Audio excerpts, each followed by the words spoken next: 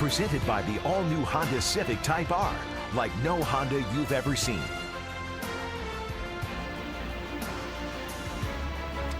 Welcome to Chicago on a beautiful Wednesday afternoon. It's 29 degrees here in Chicago. This is the rubber match of this three-game series, and the Blue Jays won last night 8-4 after losing a tough one on Monday night 7-6 in 9 innings. But this Blue Jays team trying to win this series. The White Sox have won 5 straight series against the Blue Jays, and John Gibbons welcome trying to turn that around here this afternoon. Take a look at the lineup for the Blue Jays. They pounded out 13 hits, scored 8 runs last night.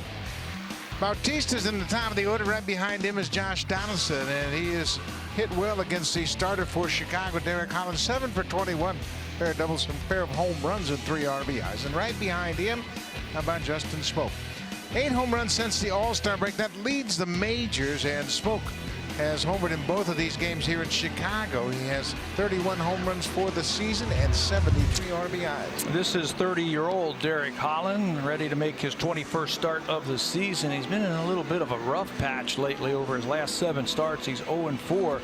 Opponents hitting .319 against the left-hander. It's his first season with Chicago after spending his first 7 big league seasons with Texas, and he ranks among the Rangers' all-time leaders in shutouts and starts and strikeouts and wins. But he hasn't had that kind of success against the Blue Jays. This is his 10th appearance and his 9th start against Toronto, and the Blue Jays have hit .314 against him with an ERA close to 7. He suffered the loss in his last start. They haven't seen him since last May. The White Sox have committed 21 of their 79 errors this season when Derek Holland's on the mound. He himself has committed 3 errors this season. This defense hasn't played that well. They've got a good one, though, in center field, and Adam Engel has shown that he's going to be a good center fielder for the White Sox. He can really run and try to take away the home run from Donaldson the other days. This is his 38th start in center field for this team. He's a good one. He's got a lot of speed and great range, as Laz Diaz is waiting on Bautista. Jose set. He steps in the box. Holland 3-3 against the Blue Jays with a career .699 earned run average. First pitch of the game is inside for a ball, and we are underway. One of the things we're going to take a look at as Bautista steps in is watch that inside fastball. Derek Holland likes to go inside against the righties. There's a strike. It's 1-1. Pat mentioned that Holland is now 30 years old. 7 seasons with the Rangers. Bouncing ball to third. Saladino has it across the diamond, and Bautista's retired, 1 away. So that'll bring Josh Donaldson to the play. We mentioned his good numbers against Holland, and right now he's swinging the bat well. And our subject at the beginning of this telecast was about Josh Donaldson and the timing he's getting at the plate. He's starting to find it, starting to get that timing. When he gets that front foot down, he's ready to hit. His hands look a little bit quicker. He's incorporating the bottom half of his swing, and he's keeping everything in the middle of the field. Josh says when he's left center to right center field, he says that's when I am on. Donaldson is 4 for 7 in this series. A couple of home runs, 4 RBIs in the first 2 games of this series. For the season, he's hit 12 home runs. And half of those home runs, Buck, have been right here in the first inning. Including his last 2. He has homered in each of the last 2 first innings against the White Sox. 1-1 pitch. Upstairs for ball 2. Last season, Josh hit 7 home runs in the first inning. He has had 6 this year. Breaking ball hit on the ground. Another play for Saladino. 2 ground ball outs to third for Holland to start this game. So we talk about Justin Smoak and how hot he has been lately. If you look at his home runs since May 11th, he's hit the most in the American League. It's not Aaron Judge. It's not George Springer. It's Justin Smoak. Since May the 11th, the most in the American League, and he just looks so comfortable at the plate. He's hitting them left-handed, he's hitting them right-handed, he's pulling the ball for home runs, he's hitting the ball the other way. he is just locked in, and I think since the start of the second half, he's taken his game to another level. He has 8 home runs since the All-Star break. That leads the major leagues in homers. Average at 302 at the start of play this afternoon. 8 home runs in the month of July. We just finished that month off, by far the most on the ball club. Counts in his favor. 2 balls and no strikes. What's new? Another base hit for Justin Smoak, batting right-handed. Absolutely killing it from the right side. Lefties don't have much of a chance against Justin Smoak. For Smoak, that's his 34th hit, batting right-handed this season. And versus lefties, only Avisel Garcia of the White Sox, who's on the disabled list, will have a higher batting average entering play today. That base hit right there by Smoak should get him over 400 against left-handed pitching this year. Kendrys Morales. Ball in the dirt.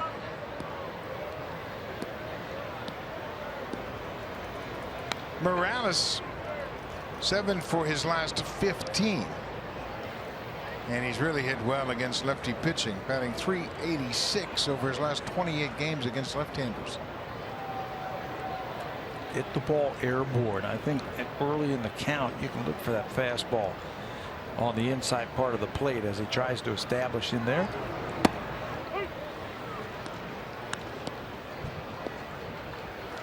Last time that Holland started against the Blue Jays was May 5th, 2016 at Rogers Center.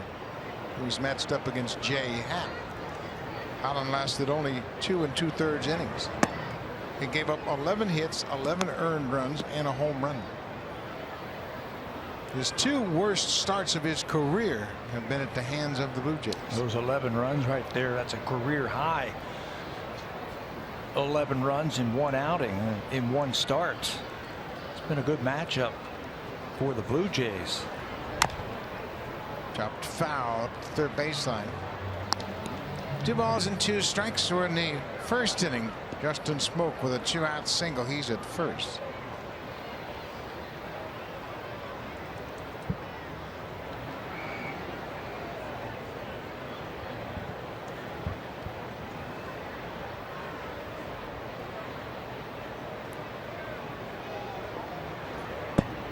Inside, he just can't find that inside corner with his fastball. And I think he needs that. He needs to find that inside corner. It'll open everything else up. At times he can get breaking ball happy, off-speed pitch happy, but he needs to bust that ball in there and throw it for a strike. Blue Jay hitters know that. They've looked at the tape from Holland over his last few starts. Smoak will be off on the pitch. He takes off, and that's ball 4 inside. Holland and the catcher Kevin Smith thought that was going to be strike 3. Not the case. Well, in his last start, Holland had some problems with the home plate umpire. Rick Renteria asking Laz Diaz where that last pitch was. Fastball on the inside part of the plate. They start walking off thinking it's strike 3. Looked like a pretty good pitch. Last time he had words with Bill Welke, the veteran home plate umpire, and it was over the strike zone. Steve Pearce now, be careful on this first pitch if you're Derek Holland. So he starts him out with a breaking ball. Pearce a couple more hits last night, had an RBI double in the 7th.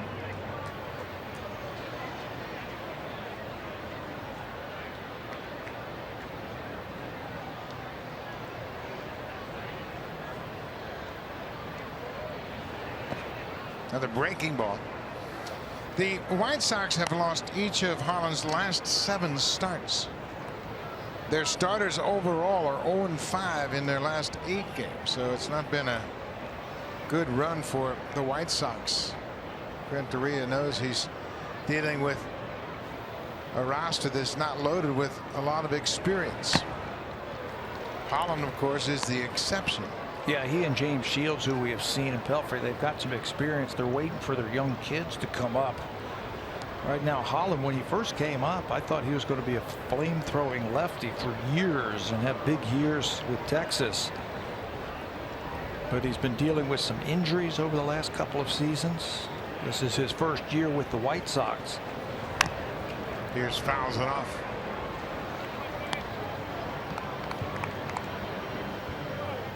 The Blue Jays also faced Holland in a 2015 ALDS. He started game 4. And he had a tough outing in that game. He lasted just 2 innings and gave up 6 earned runs on 5 hits, including 3 home runs. First inning home run to Donaldson and first inning home run to Colabello. Pierce hits it hard. Anderson was shaded in the hole. They go to second for the force out. The Blue Jays get a couple of runners on and strand a pair. Holland wants to talk things over with the home plate umpire, Laz Diaz.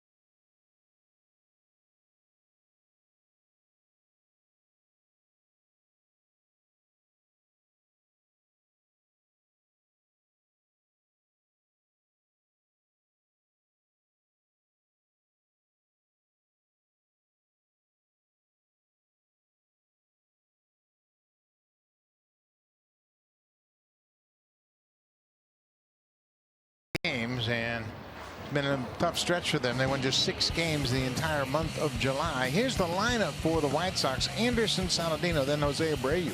Got a 4-game hit streak and absolutely loves hitting against the Blue Jays. During those 4 games, he's at .375 with 3 doubles and a home run. And then down in the 8th spot, Alan Hansen, switch hitting outfielder. Today he's the DH, and he has had a good run against the Blue Jays this season. He's a speedy guy that can get on base. He had a bloop double last night. So he's one of the guys that they're counting on to get on base and provide some excitement with his wheels. 15th start of the season for Jay Happ. He needs to get into the win column. Last time out, 6 innings against the Los Angeles Angels, and in that start, really just 1 long inning did him in. 43 pitches in the 2nd inning, counting for 2 runs and 3 walks. He retired the final 7 batters that he faced in that game, so he got stronger as the game went along. He's won 2 consecutive versus the White Sox, 1 in 2014 and 1 last year. And this is just his 2nd start in Chicago. The only Northwestern product to make a start here at White Sox ballpark, guaranteed rate field. It's Tim Anderson hitting leadoff here this afternoon, and Happ falls behind him 2-0. Anderson, the shortstop, hit 8th last night, was 0 for 4 with a couple of strikeouts. But you take a look at the numbers against lefties this season as he's late on that fastball. .305 versus left-handed pitching this season. So Rick Renteria, the manager of the White Sox, wants to elevate him to the top of the lineup, try to get him on base and use his speed. He's got 5 doubles and a home run batting against the lefties. Ground ball. Smoak breaks for it. He'll have to hustle back to get to the bag, and he's not there in time. Smoak took a step towards second. That kind of took him out of the play. It was going to be bang bang. He got back to the bag but couldn't locate the base to step on it ahead of Tim Anderson. There's the throw from Ref Snyder. Smokey he's hoping. He's trying to catch the ball and find the bag at the same time. Looked like Ref Snyder was trying to get him the ball early enough that he could catch it and find it, much like a first baseman will flip the ball over to the pitcher over at first base. But the speed is aboard for the White Sox. It's an infield hit for Anderson, and now you got to keep your eye on him. He is 6 for 6 in stolen bases. Miguel Montero, the catcher. That's bunted up the third baseline and fouled by Tyler Saladino. Saladino has played in all 3 games. He has been the third baseman and the DH. Now, John Gibbons is out to talk about the foul ball bunt and whether in fact it made contact with the batter, but Saladino was in the box. No balls and a strike to number 2 hitter Tyler Saladino, hitting .203 for the season.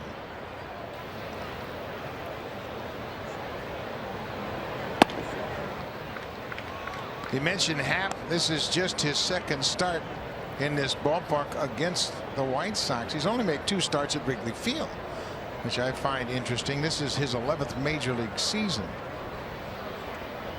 He beat the White Sox last time he faced him at Rogers Center back on Father's Day. Right now he falls behind Saladino, and I'd be surprised if the White Sox don't do something here. They've got the right combination at the plate and on the bases. Some speed at first base, and Saladino can handle that. They might start the runner. Not running here. Inside strike right on the corner. 2-2 now.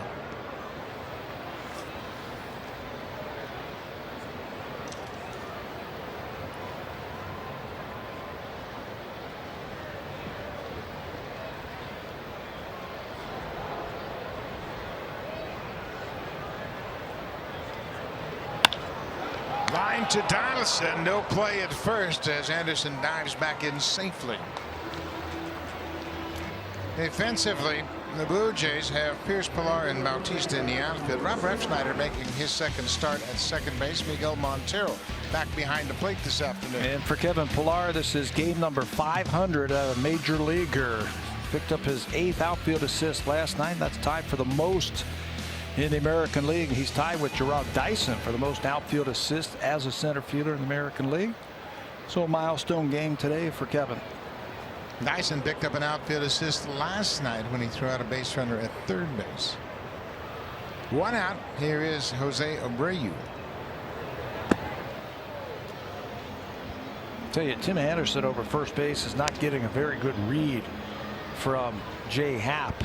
When Jay picks up that front foot, he's actually leaning back towards first base.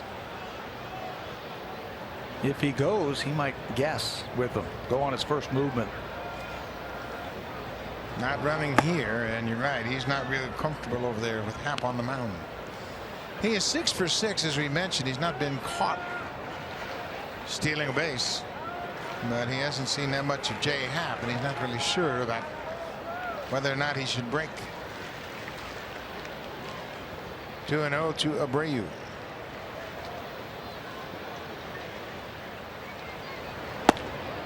Now it's 3-0. Abreu is a .324 career hitter against the Blue Jays. Kevin Smith, the catcher, batting cleanup this afternoon. And with a left-hander on the mound and the big strong right-hander at the plate, Jose Bautista is playing him towards the line. Remember, his double yesterday went down the right field line. 4-pitch walk to Abreu, so 1 out walk drawn by the number 3 hitter. That will push Anderson to second and bring Kevin Smith to the plate. Well, with Jay Happ, he's always been one of the guys who throws a lot of fastballs. He says, I have to be aggressive. I have to get out there and attack the strike zone. And in his last start, take a look at this. 88, almost 89% of the pitches that he threw in that start against the Angels were fastballs. That second inning I told you about, he had 3 walks and 43 pitches in that inning. I'm sure that had something to do with the jump in fastball usage. But he has to do that. He has to establish fastball. And he has become one of those pitchers where he says, hey, here it is. If I execute my pitch and throw it where I need to, I'm going to get outs. This is the catcher, Kevin Smith. He homered as a pinch hitter in last night's game. Ground ball, base hit through the left side. Pierce was deep, and they're going to stop Anderson. I'm really surprised by that.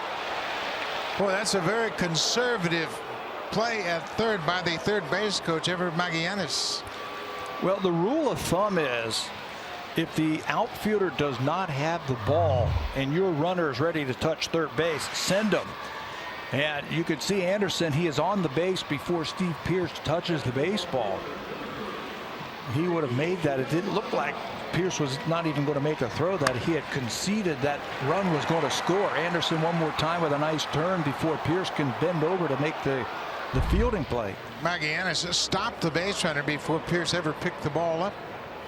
Remember, Kevin Pilar threw out Kevin Smith in last night's game at home in the 8th inning. So Magallanes a little conservative there here in the 1st inning. That might be a break for the Blue Jays. You've got a left-handed player at the plate now who's just in his 2nd major league game.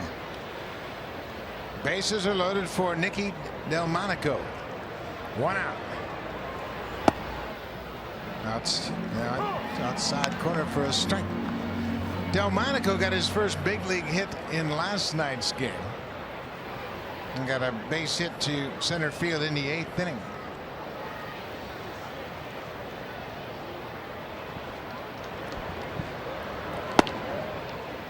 Strike 2. And J. Happ continues to pound that fastball in the strike zone. You have to. You have to stay aggressive right here. Make them hit their way on. Well, the Blue Jays caught a break by not sending that runner. If he can strike him out without the runners advancing. Foul back.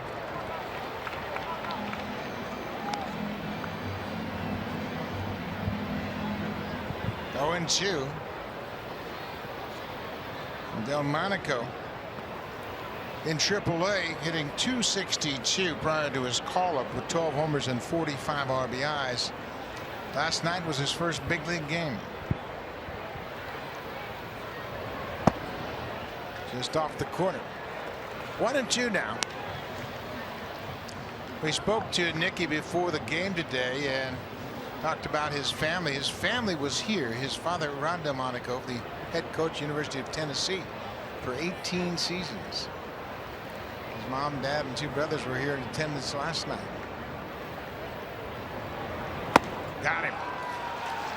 Happ with a big strikeout. That's the 2nd out of the inning, first strikeout of the afternoon. And that's why that play at third base is huge.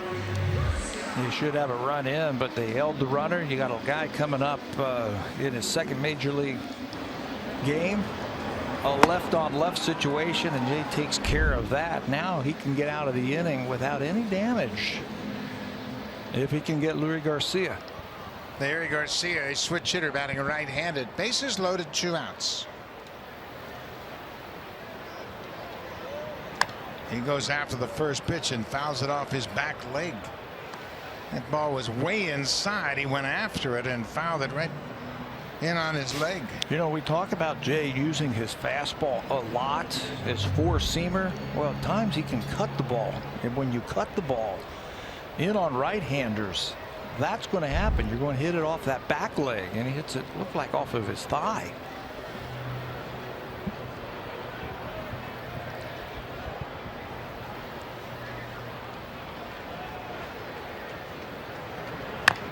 Little chopper back toward the mound. Happ takes his time, flips to home to end the inning. Boy, the Blue Jays got a break. They stopped Tim Anderson at 3rd, and Happ strands the bases loaded. No score after an inning here in Chicago.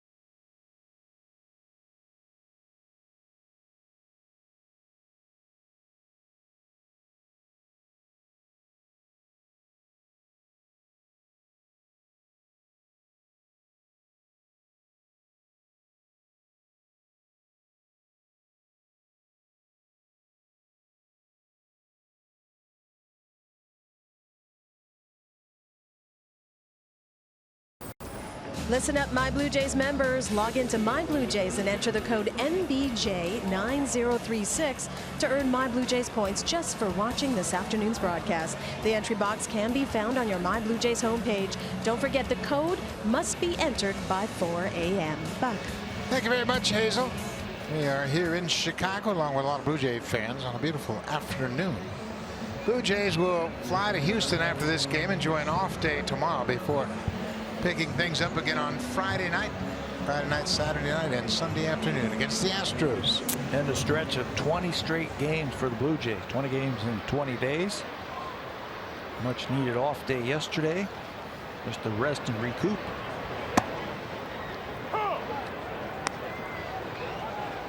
Kevin Pilar. He leads things off. Kevin batting 6th this afternoon. There's an off-speed pitch in there for a strike. It's 0-2. Pilar was on base 3 times in last night's game. Had a couple of walks, a base hit. He picked up a stolen base and scored a run. First strikeout of the afternoon for Derek Holland. You mentioned Holland got off to a fast start. Things tailed off once he hit the month of June. How about April and May, an ERA of 2.30? Opponents hit just 2.27 against him, but they're getting a little bit more familiar. They're hitting 350 of them off of him in June and July with an ERA about 9.5. And again, it all goes back to location. At times he throws too many off-speed pitches, too many breaking balls, but he needs that inside part of the plate. He reminds me, watching him now, of Frank Tanana at the end of Frank's career. He was a hard thrower early in his career, had some injury problems, and then reinvented himself, turning the ball over and popping that fastball inside. Holland's the same way. When he first came up, everything was 95 and 96, and everything was hard. Well, he missed with that one and hit Refsnyder in the backside, so Rob will go to first, hit by a pitch. Refsnyder starting for the 2nd time. He played on Sunday at Rogers Center. Got a pitch inside, but not that far inside. A 1-out hit by pitch now, Miguel Montero. Montero 3 for 33 since coming to the Blue Jays. This is his first look at Derek Holland.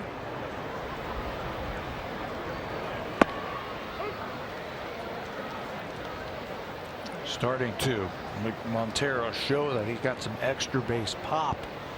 We've seen a double, we've seen a home run in the last couple of starts. Hit his first home run on Saturday at Rogers Center, 2-run homer.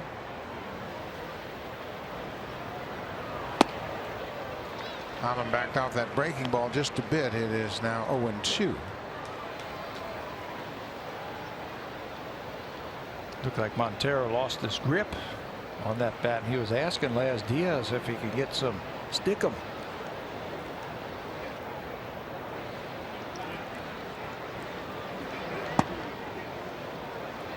One and two now.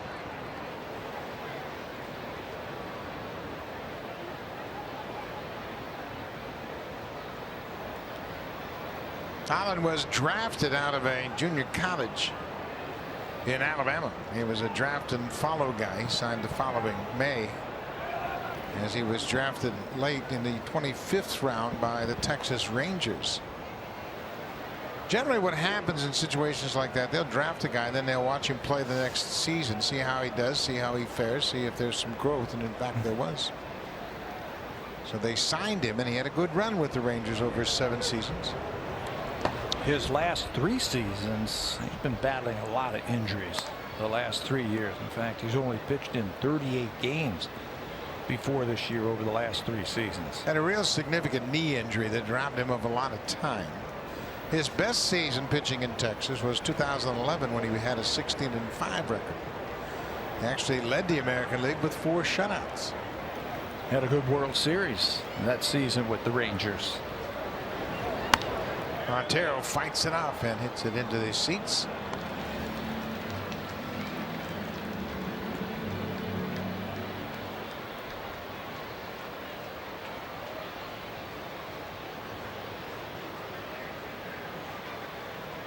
The Yankees also playing an afternoon game. They have given up a run to the Tigers in the top of the first. Justin Upton with an RBI. Pull to first base, fair ball. Abreu goes to second. He's safe at second. He stepped on the bag at first before he made the throw. I don't know that he stepped on the bag.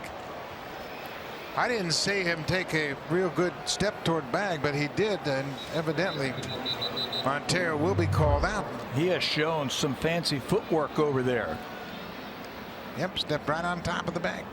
He has shifted a couple of times on some wide throws, so he has shown some pretty quick feet.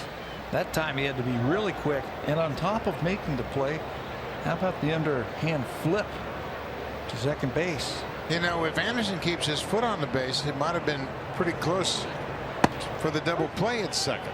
He pulled his foot off, kind of conceded it, and went to tag him. But if he tags him, there's a chance he could rack up the double play, because the force had been removed with Abreu stepping on first. Here is Darwin Barney.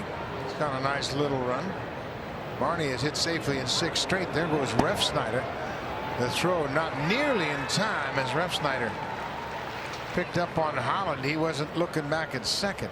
And every team will time the pitcher once he picks up that front leg, and he goes with the high deliberate leg kick. Off-speed pitch, and really no chance for Smith or the White Sox to get Refsnyder. Heads up play there by Rob Refsnyder, his 3rd stolen base. 2 outs for Barney. There's that inside strike that Holland's been trying to find early in this game. 1-2 now.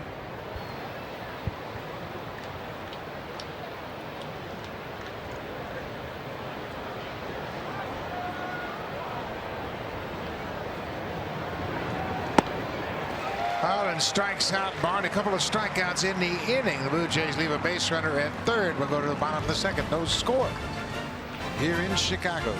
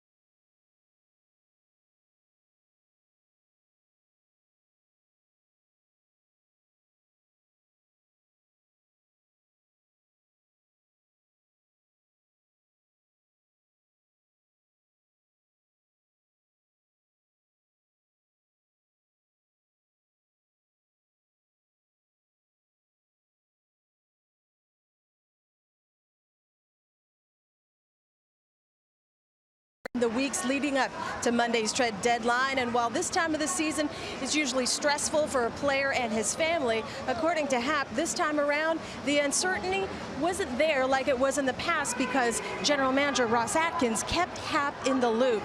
Happ did recall the very first time he was traded. He said it was a very strange situation because he was sitting in the Phillies clubhouse eating with his teammates when across the television ticker he saw news that he was traded to Houston. It wasn't until an hour later club officials finally confirmed the trade. Happ told me you're always kind of relieved when that particular day is behind you. As for the future, Happ told me, quote, we'll just keep moving forward with the squad we have now. Of course, it's tough to see Liriano and Smith go, but we'll play out these last 2 months and see what we can do. You just never know. Buck? Well, that's for sure. You always have to be on the edge of your seat. Jay Happ, in fact, has been traded 3 times in July throughout his career. That first trade came in 2010. Second time he was traded, July 20th, 2012, he came to the Blue Jays. Part of that big trade included Brandon Lyon and David Carpenter, and then July 31st he was traded by Seattle to Pittsburgh. That was in 2015. So he's been traded 3 times in the middle of the season. He knows all about it. I'll tell you, you stick around long enough, everybody's going to have a chance to get traded. He mentioned Francisco Liriano being traded, and a lot of positive comments about Liriano by the Blue Jays after he was traded. Well, he was a terrific teammate. Everybody raved about him and how he went about his business. He's very professional, good teammate. Russell Martin, of course, had been a teammate of his in Pittsburgh, and they knew him very well. And yeah, he was a guy that you just never really knew he was around. He came in, did his work, went out, did his job, and he was a tough guy to see the Blue Jays lose. Matter of fact kind of guy, and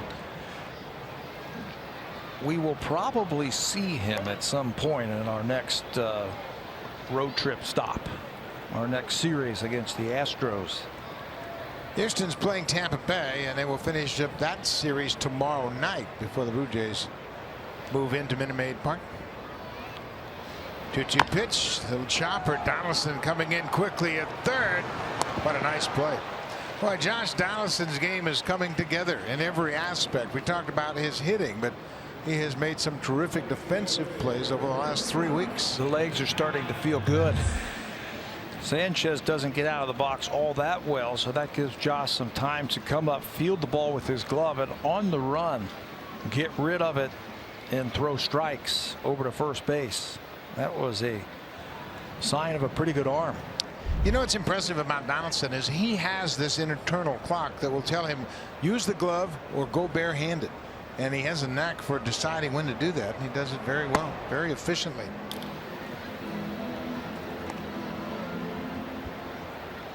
This is Alan Hansen. He's a switch hitter. In fact, Garcia, Sanchez, and Hansen, 3 switch hitters in a row in this lineup. Well, he got jammed. Donaldson got a tricky hop right at the end, but he throws Hansen out. 2 away.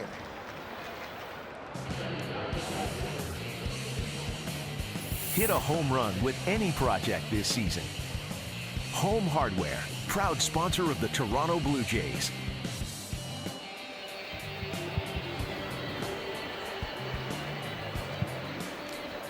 We're in Chicago on a beautiful afternoon, and Jay Happ has 2 outs in the bottom of the 2nd. Happ stranded the bases loaded in the 1st. Boy, did he ever get in the kitchen of Hansen. I mean, he really jammed him up. Hit that weak ground ball to third base. He got in that kitchen so deep he rearranged the milk and the eggs and put them in different spots. This is Adam Engel. He's behind quickly 0-2. The center fielder did not play in the game last night. He started here on Monday night. Struggling just a little bit over his last few games offensively. Defensively, there's nothing wrong with him. He's only had 1 hit over his last 6 ball games. Now go right after him if you're Jay Happ.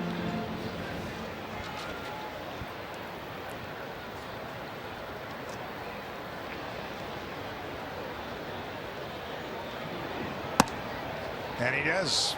Engel strikes out. Quick inning for J.M. 3 up, 3 down. His second strikeout of the afternoon. We head to the 3rd. Still no score.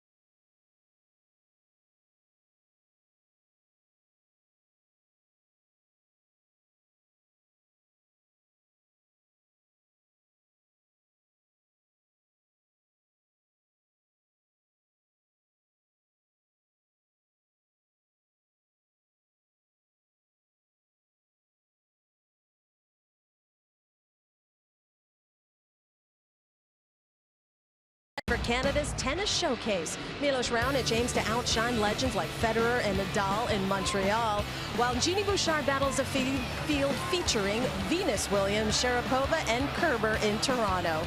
The Rogers Cup. All the action begins August 7th, right here on Sportsnet. That's a great event, Hazel, and certainly the alternate years, the ladies are playing in Toronto this year, the men are in Montreal. Jose Bautista goes after that breaking ball and fouls it back over the screen. Jose grounded out to third base his first time out. Blue Jays have one hit. Justin Smoak had a 2-out single in the first inning.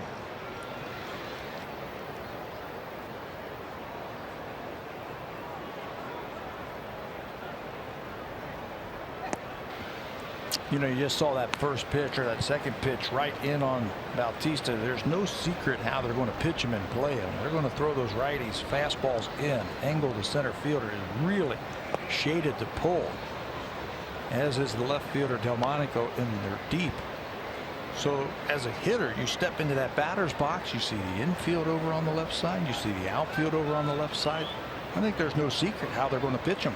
You just have to make sure it's a strike. Well, they're going to go away here. And it goes right back off the mound, and that ball was away. Bautista hit it back up the middle, but Sanchez made the play on it. You know what you don't want to do as a hitter is start reacting as soon as he lifts his arm up like the ball was inside or the ball's going to be inside, because you start opening up just a little bit. I think you just continue to have your same approach at the plate. Back of your mind, you say, you know what? One of these pitches is going to be inside, so just be ready for it and just quicken up your swing. That's what we saw from Josh last night on his home run. Donaldson homered to dead center field on a pitch that was in.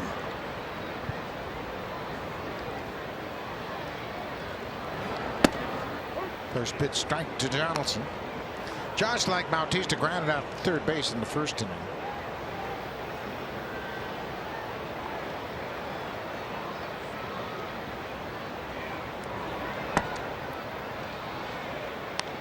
He rarely throws pitches away, trying to get these guys to chase that fastball inside. Then he'll throw that slider down and in. Yeah, and if you do throw the ball away, I think it's a changeup. That's what Jose got right there.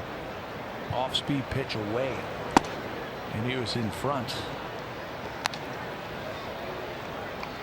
Until Holland throws strikes with that fastball inside, the Blue Jay hitters will just raise their arms up and take it. Really doesn't have much of an impact. That slider's in the dirt. It's 3-1 now.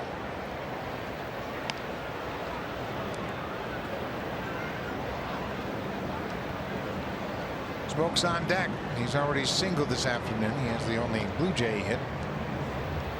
He's been getting hurt a lot on his off-speed pitches in the month of June and July. It's not the fastball that Derek Holland's been getting hit with. It's been the off-speed pitches, his secondary pitches.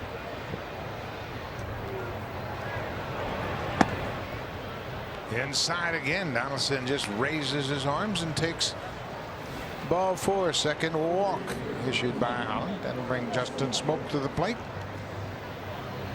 Smoak's had a great start to his second half. When you look at the middle of the order mashes for the Blue Jays, Smoak, Morales, and Pierce, since the All-Star break, they've been coming up with some big hits. Yeah, these are the three guys who were getting it working yesterday for the Blue Jays. Smoak with a couple of hits and a couple of RBIs. Steve Pierce had a couple of hits, an RBI. He was on base 3 times. Morales was on base 3 times. These are the guys who are going to have to drive in some big runs for the Jays. Smoak was on that breaking ball and fouls it off. Smoak, for his career, just a .235 hitter against the White Sox. Here in this ballpark, he's only hit 4 home runs. He hit his 4th home run here yesterday, hit his 3rd on Monday. Ball flies out of here. Good hitters parking.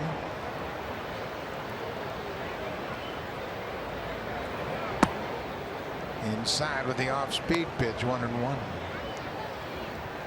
Smoak was drafted 11th overall by the Rangers in June of 2008. You could imagine why he was picked so high. A switch hitter with good size, good fielder at first. Came out of college at South Carolina. He's got the big perfect build for first baseman, doesn't he? Yeah, he's a classic first baseman. I mean, you ask about a body for first baseman, big, strong, then you add the fact he's a switch hitter. It's quite a package. Just a matter of time before it all clicked and started to come together for him, and that's this season. There's another hit for Smoak. It's going to split the outfielders. Donaldson takes a peek over his shoulder. He's being waved around third. The cutoff throw is not going to be nearly in time. It goes all the way back to Holland. Justin Smoak is driven in the first run of this game with his second hit. Donaldson scores all the way from first. He continues to amaze against left-handed pitching. Doesn't try and knock the ball out of the ballpark. Look how level his swing is from the right side. A little bit different swing than from the left side. The left side tries to elevate. From the right side, it's a little bit more level, higher batting average, more line drives. And here's another RBI, number 74. Good looking swing. Kendrys Morales walked his first time. 1-0 Blue Jays. Smoak has both of the Jays hits. Morales fouls off the first one. What was interesting about that is the center fielder was actually playing in the pole, and he still got it by him. I mean, that's how hard he hit that ball. The 16th double of the season for Smoak.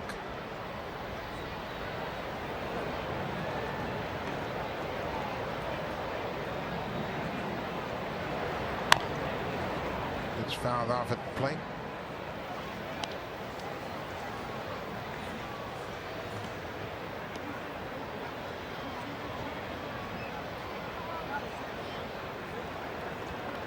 Smoak among the OPS leaders in the American League. Aaron Judge over 1, Altuve just under 1, and Smoak right on Altuve's heels.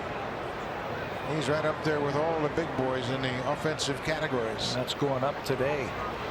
He has been on base twice, a single and a double, so that's going to go up. That's why we showed you that graphic about the middle of the lineup for the Blue Jays. Smoak, Morales, and Pierce, the damage that they have done lately. Tough to get through these guys. Smoak is second in home runs to Aaron Judge. He is fourth in the American League in RBIs with 74. Total bases, he's moving up the leaderboard as well. At start of play today, he's fourth in total bases. Altuve, Judge, Jose Ramirez, and then Smoak. 2-2 to Morales. Lays off that inside pitch.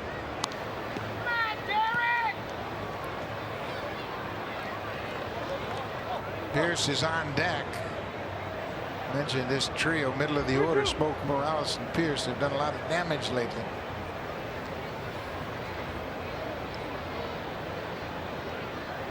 Three-two pitch.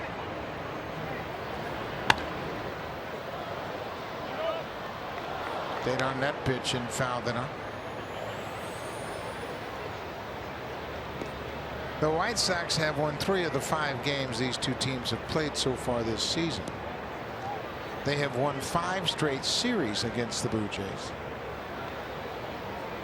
He's trying to reverse that trend here this afternoon.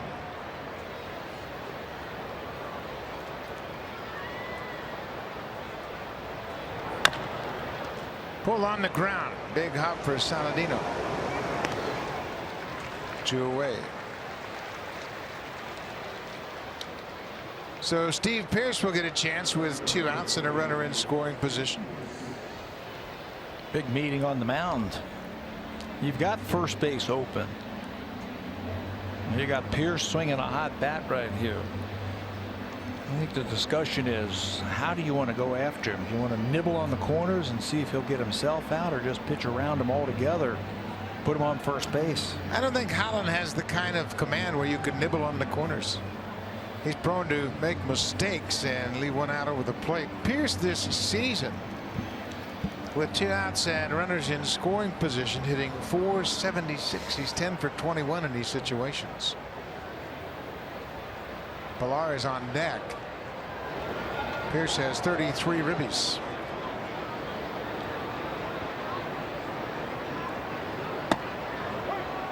Comes right after him. I either think you have to pitch to get him out or put him on. I don't think you can hope that he chases, because Holland's command, as I mentioned, not that good. So it looks like they're going after him. So you know that. Be ready to swing it. Downstairs, 1-1.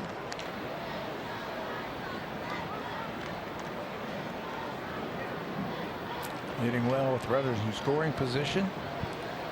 Those are the overall numbers. He stayed inside a ball the other day and hit it off the center field wall. So we've got power into that gap in right center field. Pickoff play at second, and they got him. Justin Smoak picked off at second base. That's the third out of the inning. A timing play. Holland threw a strike to Sanchez at second. Smoak working for a big lead. There's the second baseman breaking in behind. Smoak puts the tag on his hand, and that ends the inning.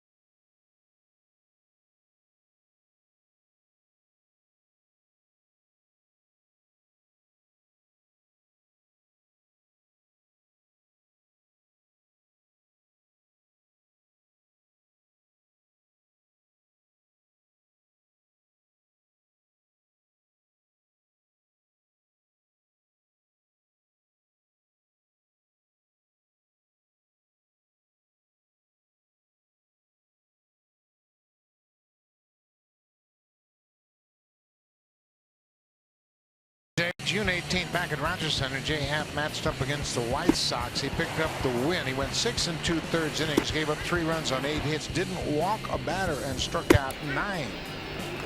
He was matched up against James Shields. And Jay Happ had that fastball working very well, especially up in the zone. Spent about 6 weeks on the disabled list, and this start here was his 4th start since coming back off the DL. Remember, they asked him to come back early off of his rehab starts and to come out there and to get the rest of his work, if you will. As there's a base hit again into the gap in right center field. It's going to go all the way to the wall. The ball up against the wall. Anderson breezes into third with a leadoff triple. Tim Anderson with his first, check that, his second triple of the season. To finish that thought against the White Sox, that was his 4th start, so he had his command back and he was hitting his spots that day. He had a good fastball against the White Sox. They know what to expect now. They know that he's going to attack him with the fastball, and a lot of times early in the count you're going to get a fastball either inside or outside. And Anderson smoked that ball. They wanted to go down and away. It stayed over the middle of the plate, and he's got plenty of pop and speed to get it by the outfielders to the wall, and that speed's going to get him to third. The 23rd triple of the season for the White Sox. Donaldson looks Anderson back at third and throws out Saladino. Well, that was an easy out in the situation. Saladino went after the first pitch and bounced it to third. So 1 away, Jose Abreu. He walked his only at bat that came in the first. He is a tough out, especially in these run-producing situations. Now the infield's going to come in after that first out. They were not in against Saladino. They were conceding a run if the ball was hit in the middle of the diamond. But now after the ground out, they're going to try and cut that run off at the plate. First pitch strike right inside on Abreu.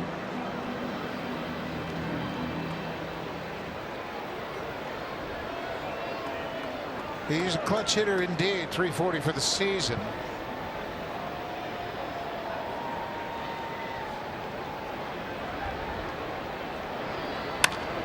Lined. One hop to ref snide. He made a nice play of that. Made it look easy. 2 away.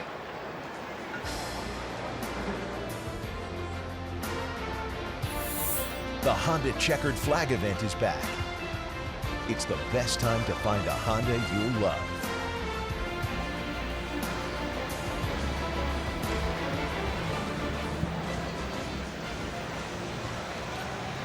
So Jay Happ now trying to pitch around that leadoff triple. He has 2 outs. Got Saladino and Abreu both to ground out. Now Kevin Smith, he singled his first time up. Smith has 3 straight hits. His last 3 plate appearances, a home run as a pinch hitter in the 6th. He singled in the 8th, and now he has singled here this afternoon in the 1st. 3 straight hits for Kevin Smith.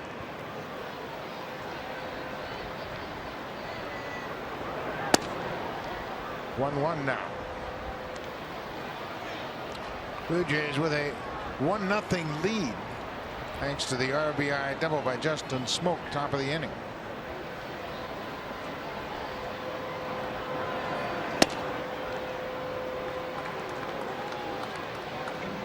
His hits have been pulled to left field, so it looks like he's throwing him soft stuff.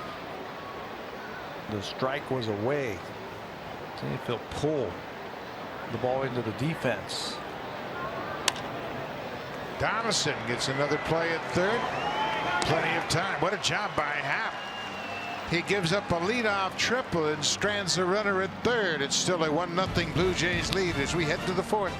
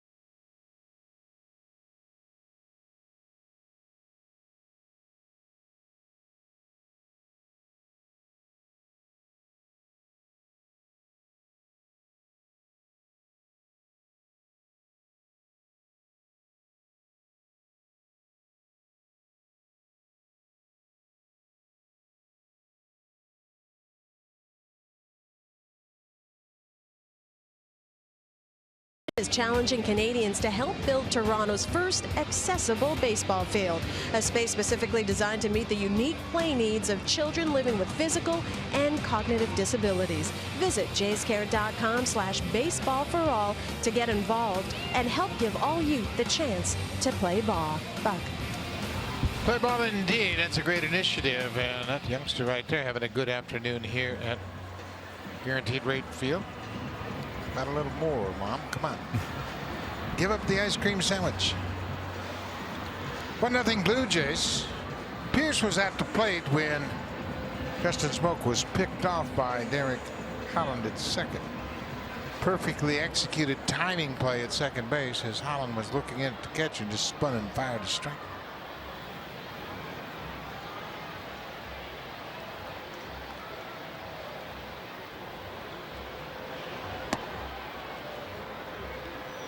down low for ball 1.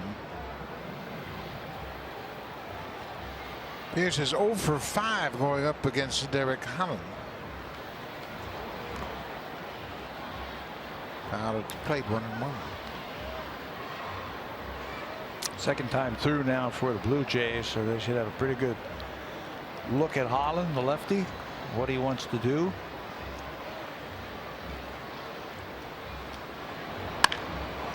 Sharply hit on the ground. Saladino goes to Abreu, 1 away.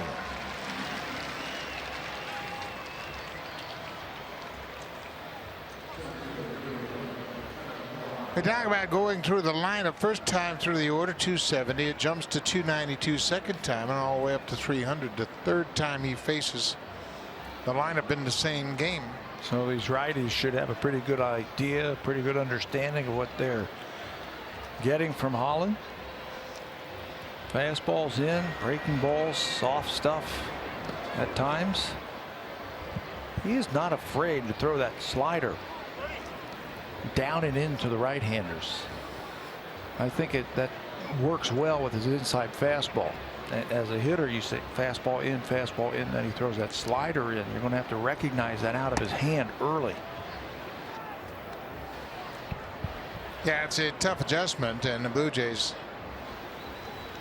recognizing the inside pitch, and they both come out of the hand at the same angle. Missed as badly with that pitch, and it's 3-0.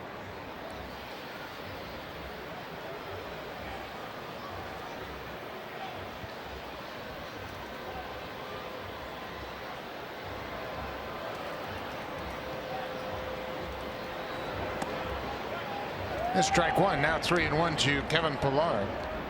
Pilar batted with 1 out in the 4th.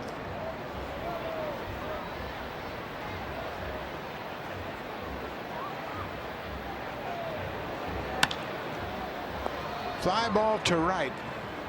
Alan Hansen is there, and it's the second out of the inning. That's the first out recorded in the outfield. He kept everything on the ground, and Pilar flies out to right field. Their defense is playing pretty good behind them today. They are catching everything. Got a lot of guys who can play the infield. In fact, they've got some outfielders who started as infielders, but they're catching the ball for him. He's allowed 13 unearned runs this season, Derek Holland. They've committed 21 errors while he's on the mound, and he himself has contributed to those unearned runs. He's committed 3 errors. Self-inflicted wounds. 13 unearned runs. That's the most in the majors that he has given up today. They've looked pretty good.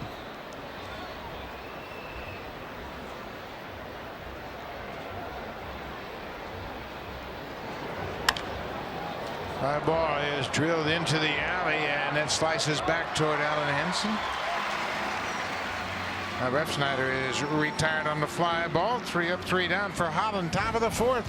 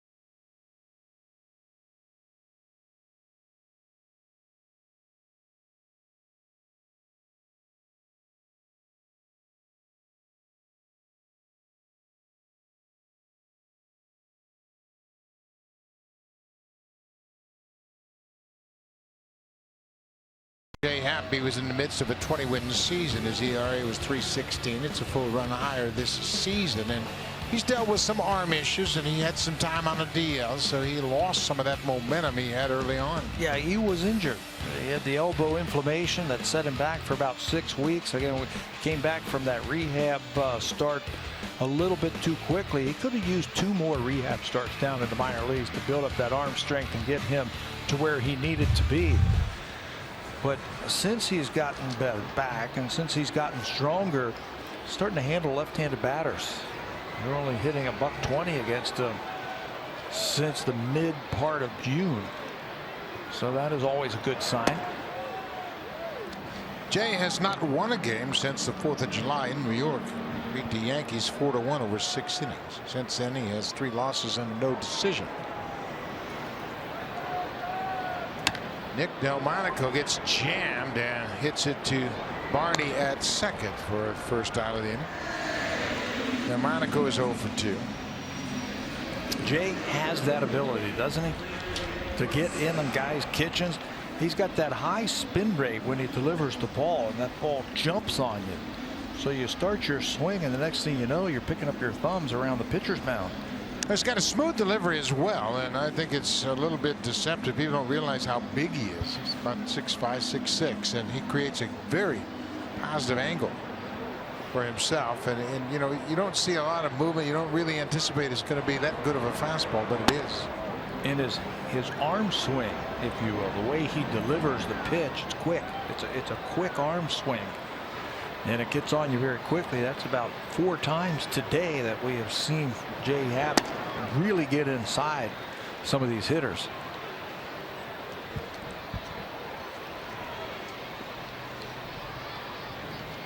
Larry Garcia. Garcia this afternoon is in right field as Hansen is the DH. 3 games, 3 different starts, 3 different outfield positions for Garcia.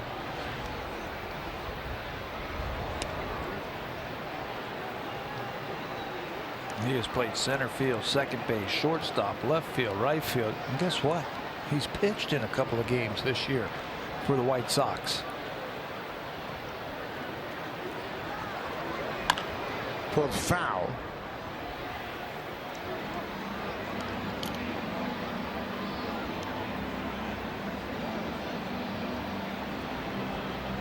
So Bottom of the 4th, 1-0 Blue Jays. I guess the only position he hasn't pitched or played in is catcher.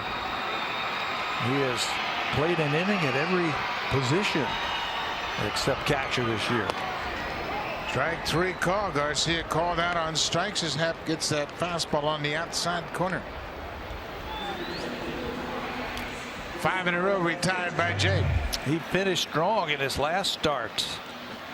Starting to dial in that outside corner with the fastball. He retired the last 7 batters he faced in that last start against Los Angeles. That was a pretty pitch right on the outside corner. Yomer Sanchez, the second baseman. Breaking ball for strike 1. One other thing that's so impressive with Happ is how quickly he's working.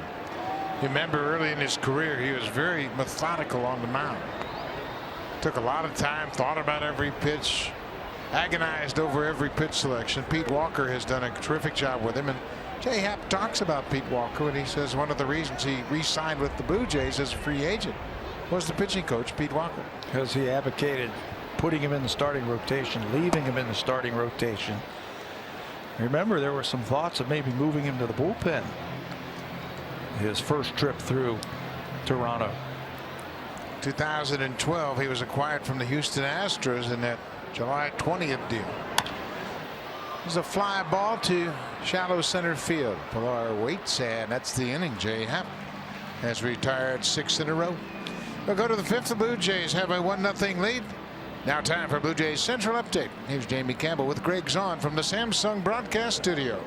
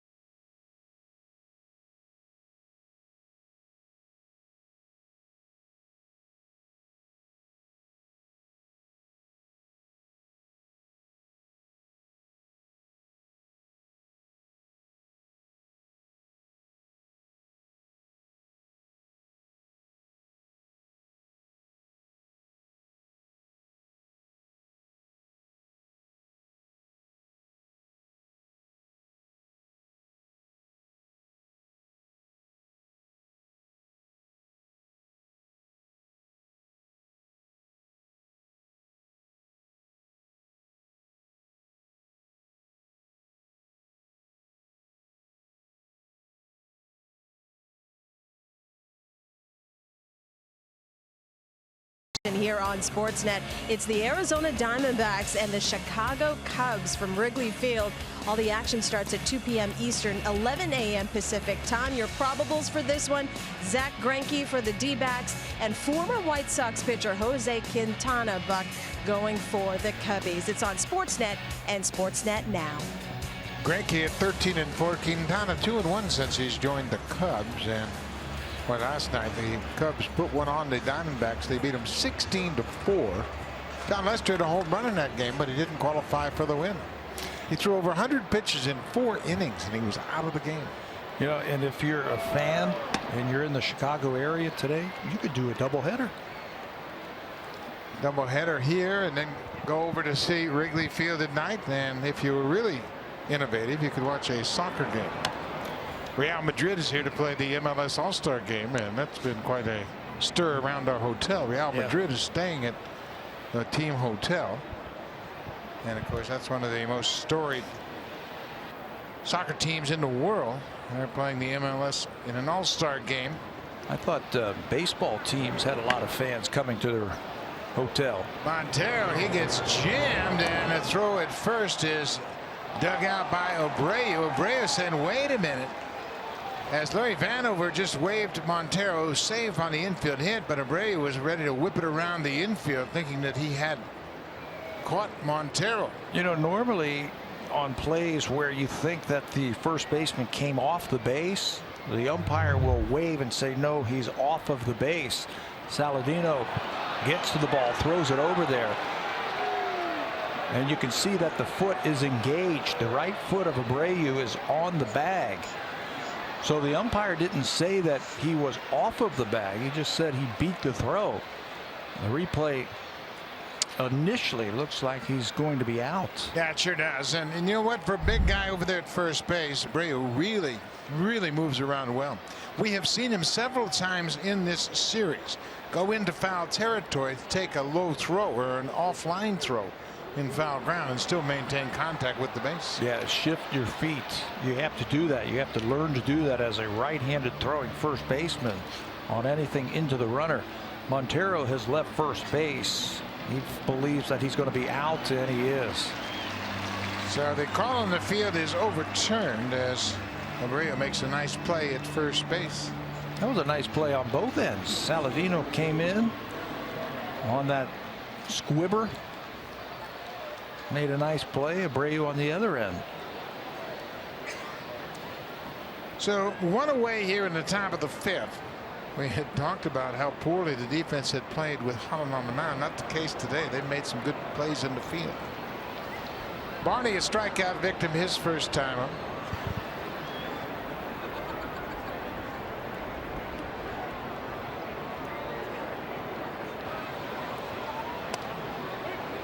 First pitch strike to Darwin Barney.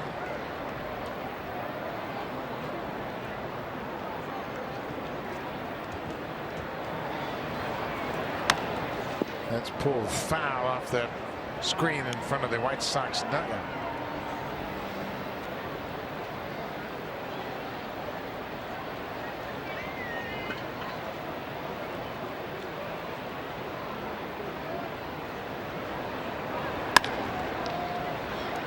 There's a base hit for Darwin on an 0-2 pitch.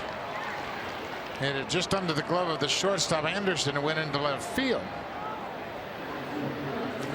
That would have been really interesting if he could have come up with that ball, because he's got a very strong arm.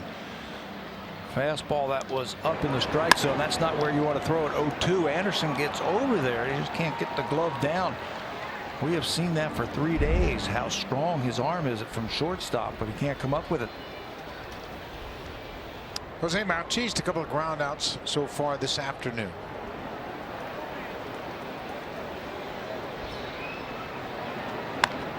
That's off the end of the bat. Abreu comes after it. He goes to second, not in time. Well, I don't know about that play. I don't think that was a very good decision. Abreu had a long way to come and get it. It was squibbed off the end of the bat of Bautista. Holland was breaking to cover first, and Abreu went to second, but credit Barney with a hustle play to get into second safely. They've thrown that changeup to Jose now a couple of times. He's hit it off the end of the bat. Really no chance to get him at second base. He is on the bag there. It's a good strong throw, but Barney beats the throw, and there's nobody covering over at first base. So instead of 2 outs and a runner at second, a couple of runners on and just 1 out, and now you got to face the dangerous part of this lineup. It's an infield hit for Bautista as Holland had to duck and get out of the way of Abreu making that throw to second, so no one was at first. First and second, 1 out for Donaldson, and he doesn't waste any time. He rips that into the seats. Well, the big bats for the Blue Jays, Donaldson, Smoak, and Morales, with a chance to add to their 1-0 lead.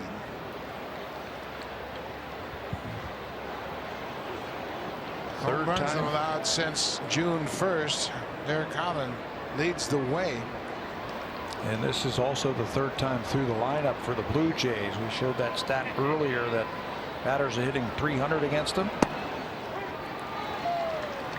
0-2 as Holland gets one over the outside corner.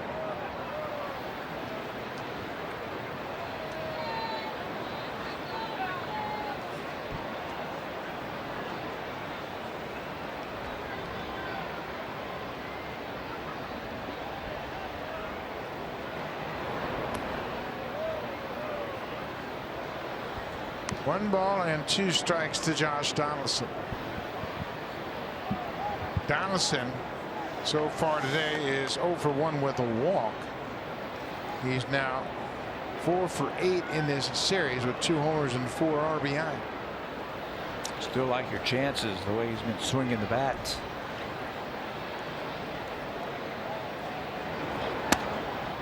Off the plate inside. Donaldson walked on an inside pitch his last time up. Jose Abreu called the catcher out, and he saw something he didn't like, whether it's a second base runner Barney relaying signs, but he called the catcher out immediately after that last pitch. With so many young players, you have to have a veteran guy on the infield that picks up on things like that. I think that's exactly what Abreu saw. Maybe Smith was giving away his position, the catcher, too soon. And then as a base runner, you can relay your location to that hitter.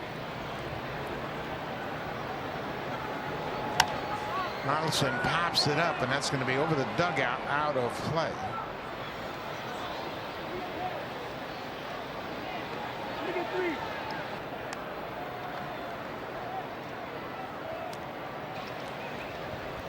Justin Smoak has driven in the only run of this game. Came in the 3rd inning on an RBI double. Donaldson scored after drawing the walk.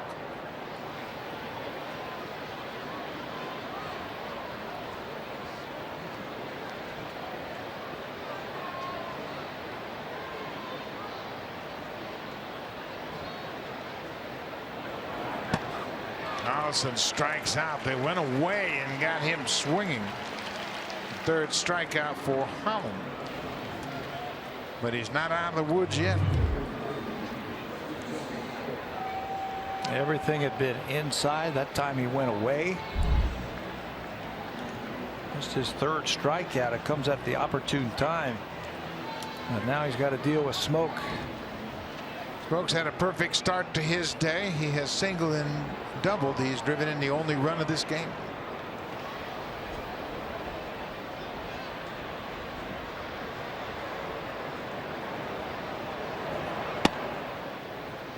Busts him off the plate inside.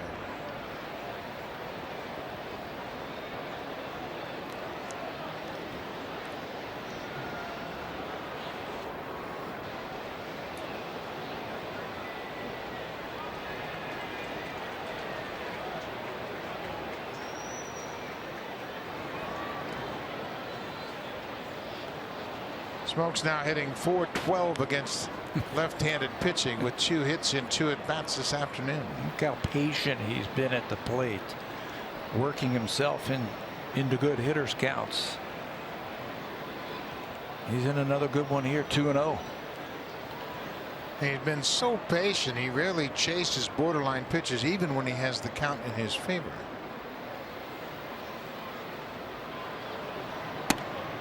He takes his strike a little bit up for his liking.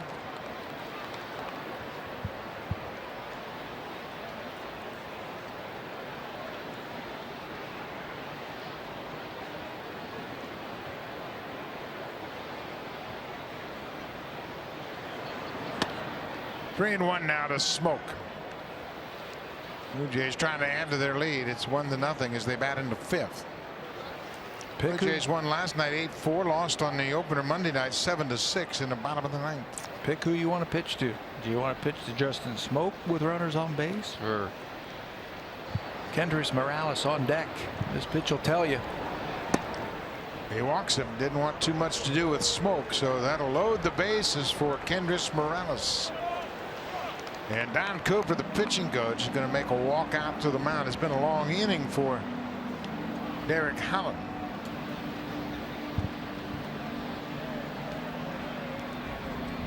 Holland has a strikeout this inning.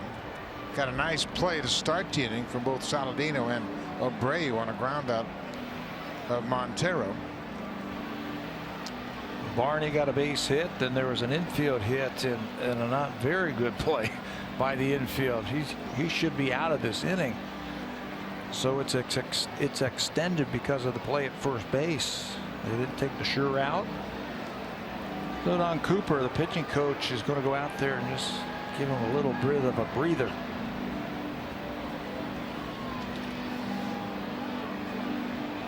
Morales walked in, grounded out in his two plate appearances so far. And I think if you're Kendrys Morales right here, you're looking for a first pitch strike. Holland doesn't want to fall behind him. Be ready. He was ready to swing, got an off-speed pitch, and he hits it foul down the right side.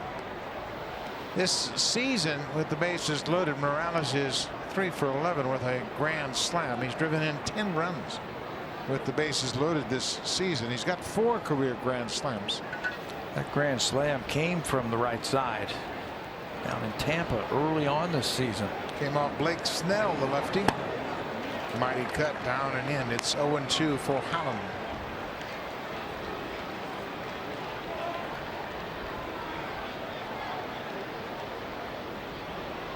Barney's at third. He singled at one out. Bautista had an infield hit. Smoak walked.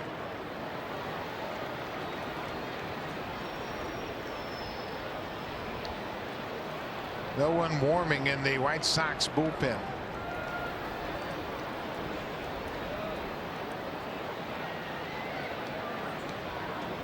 Now they take too long. Kevin Smith wants to make sure they get on the same page. Holland has a pitch in his mind.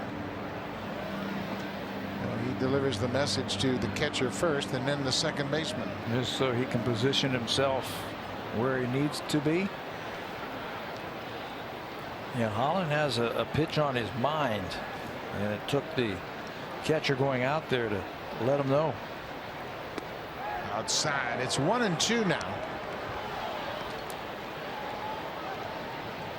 Both pitchers have worked out of a couple of jams. Holland stranded a pair in the first inning. Happ stranded the bases loaded in the bottom of the first inning.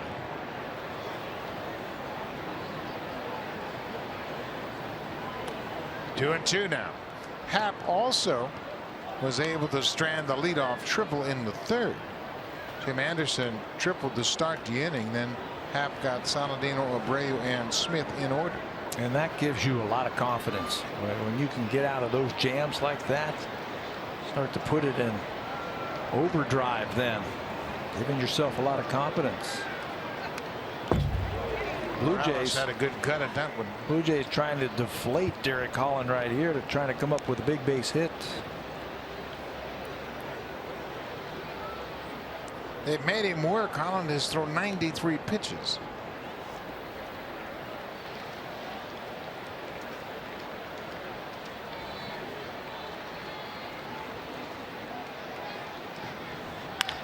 Ground ball. Anderson at short. They flip to second, and that'll end the inning. So Derek Holland pitches out a bases loaded jam. We'll go to the bottom of the fifth. It's still a 1-0 Blue Jays lead.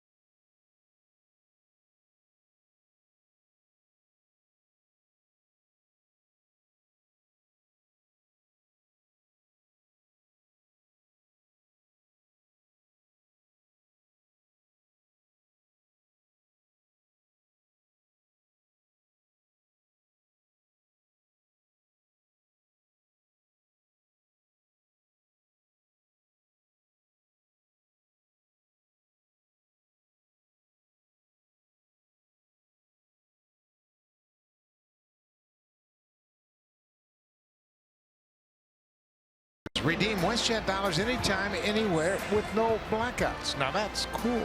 Join today at westjet.com/rewards.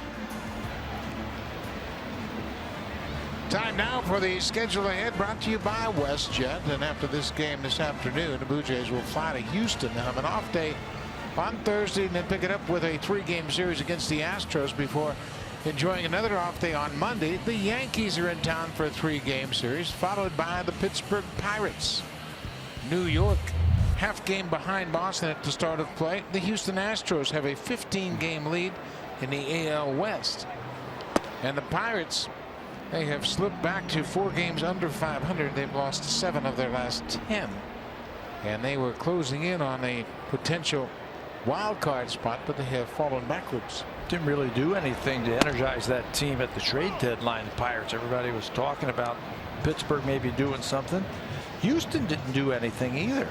Dallas Keuchel had something to say about that. He said he was really disappointed that the team didn't make a trade for another starter. But they're 32 games over 500. Now Keuchel's thinking about a World Series berth and who's going to pitch in that rotation, and wonder how Francisco Liriano felt about that when saying that the Astros didn't do anything. Well, excuse me, Mr. Keuchel.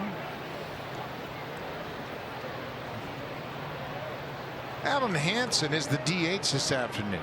He has grounded out. Strike 3 call, and he knew it. So Happ has done a terrific job. After that leadoff triple in the third, Happ has retired 7 straight. Fastball command has been a lot better. This time he catches Hansen looking for something off speed. That splits the plate. Plenty high enough. 4th strikeout of the afternoon for Jay Happ. He looks like he's starting to get on board. A lot of confidence after he gave up that leadoff triple and left him out there. Center fielder Adam Engel shows bunt and pulls the bat back.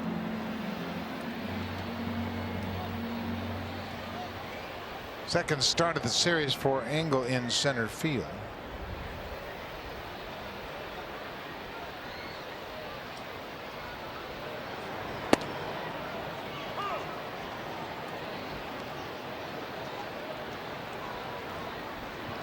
Engel, 25 years old. He was a first-round draft, or excuse me, a 19th round draft pick by the White Sox in their first year draft in 2013. His first season in the big leagues.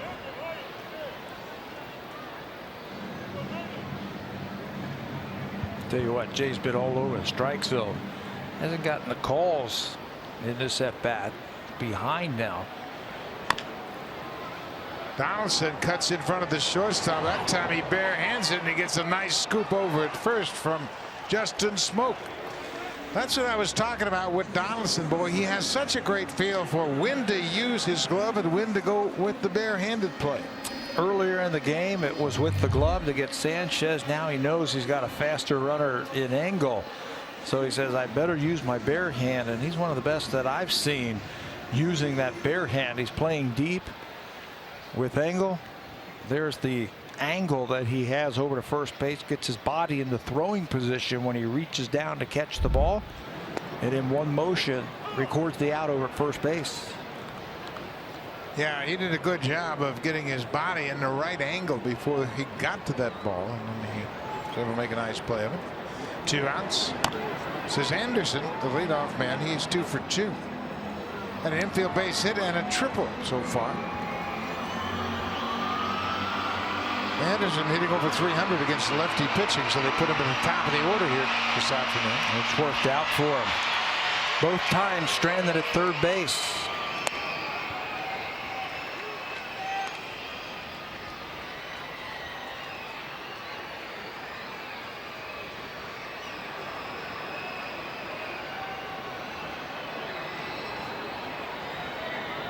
One-two pitch outside, 2-2.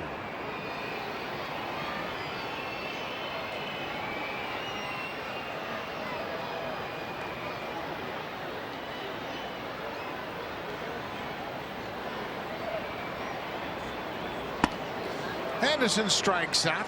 Another good inning for Jay Happ. 5 strikeouts so far this afternoon. We've played 5 here in Chicago. Happ and the Blue Jays have a 1-0 lead.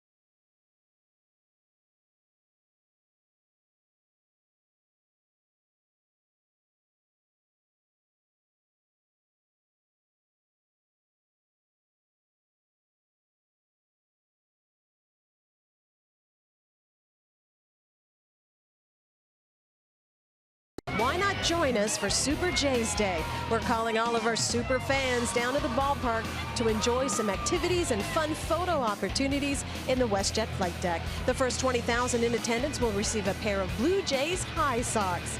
Then watch the Blue Jays host the Pittsburgh Pirates at 1:07 p.m. Eastern. For tickets, as always, visit BlueJays.com.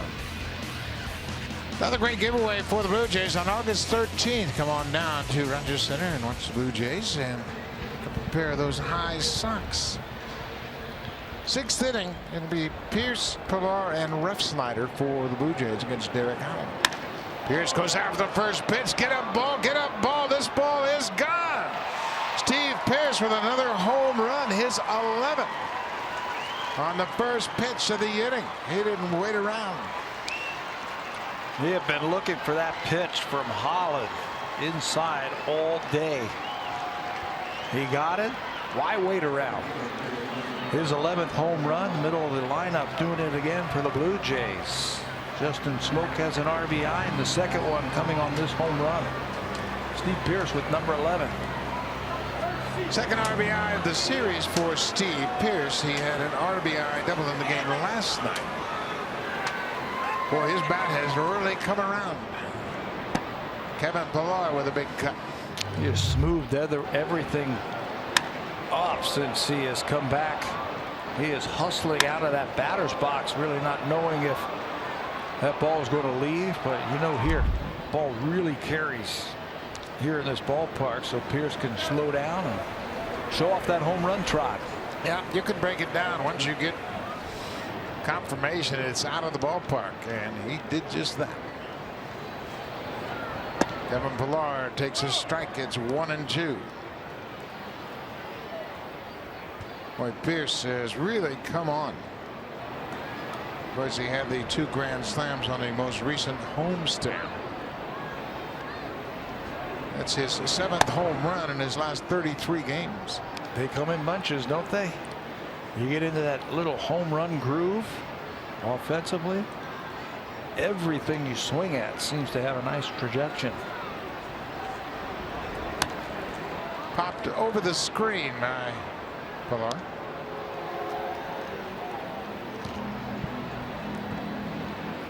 Jake Petrichka has not pitched in this series so far. He's loosening up for the White Sox.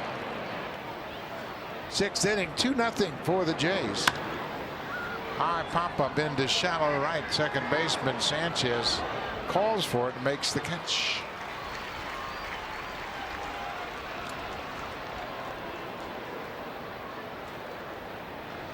Robert Refsnyder will bat with 1 out. Refsnyder has been hit by a pitch and he flied out to center.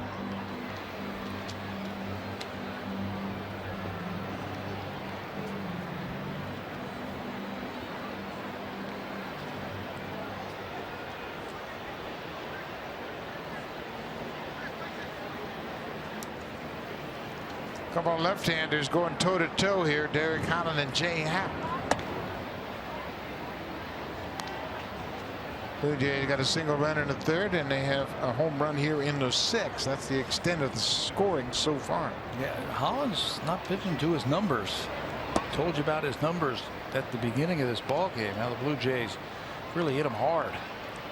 Opponents have hit him hard over his last 7 starts. Today, spotted that fastball, changing speed nicely. He's only given up 5 hits. Home runs have been a problem for him.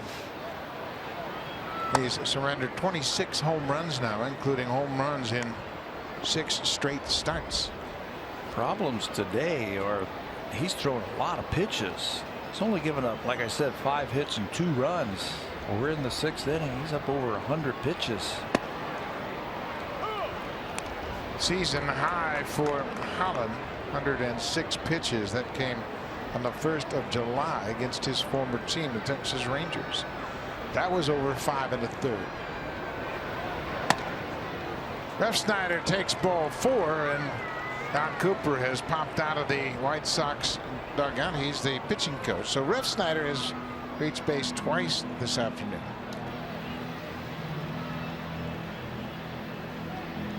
Petrichka is ready down in the bullpen. He's just standing by, taking his time between pitches. I think as a manager and a pitching coach, what you're looking for as he's getting towards the end of his day, his location.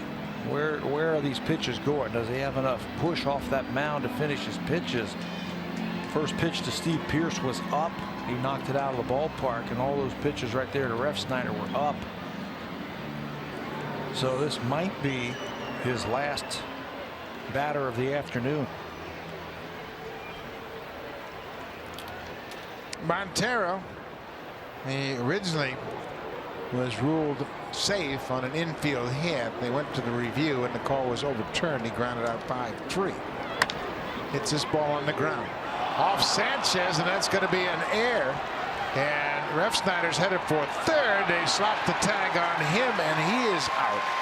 Refsnyder anticipated that ball was going to go a little bit further into the outfield, and he broke, headed for third. Good response by the infielders. They made a play on him for the out at third. A heads-up play by Tim Anderson. This looked like it was going to be a double play ball. Sanchez caught in between, so he decides to backhand it and clanks off of his glove. But there's Anderson, and we have seen his strong arm this whole series, all the way across the diamond to get Refsnyder, who was trying to go first to third on that ground ball. Refsnyder saw the ball bounce off the second baseman's glove and anticipated it was going to go farther away. Barney goes after the first pitch. Anderson throws him out. But the Blue Jays get another run. It's been the hot bat of Steve Pearce lately. This home run to start the inning, his 11th of the season, and the Blue Jays have a 2-0 lead.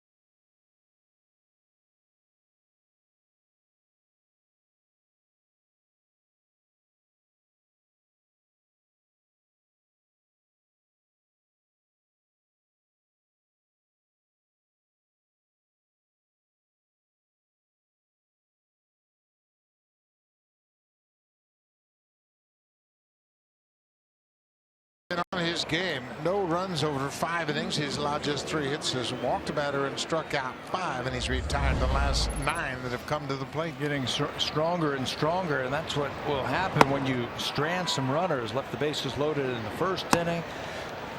Stranded a leadoff triple in the 3rd inning, so it's energized Jay. He's trying to get to that 6th inning for the 3rd straight start.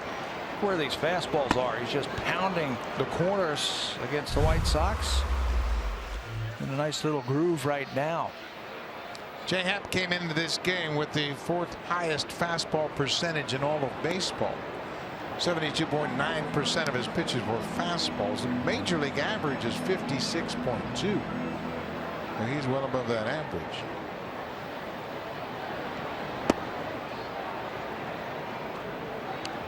Two and 0 to Tyler Saladino. 3rd baseman is over 2 so far. He lined out and grounded out.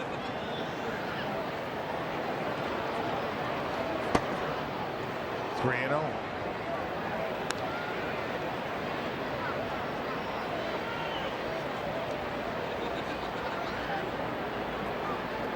Big bat of Abreu waiting on deck.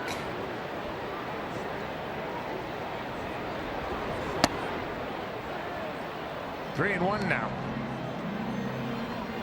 Yeah, you always have to locate Abreu in an inning. Where is he? 2nd, 3rd. Kind of pitched you that crucial at bat. There's a liner into left field.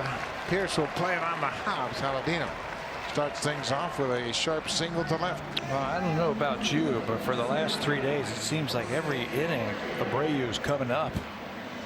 And he's coming up again, this time with a runner on base representing the tying run. Abreu had 2 hits in last night's game. He had a pair of hits in the opener on Monday night, including RBI double in the 8th and an RBI single in the 9th that tied it at 6-6. He's 0 for 1 so far with a walk this afternoon.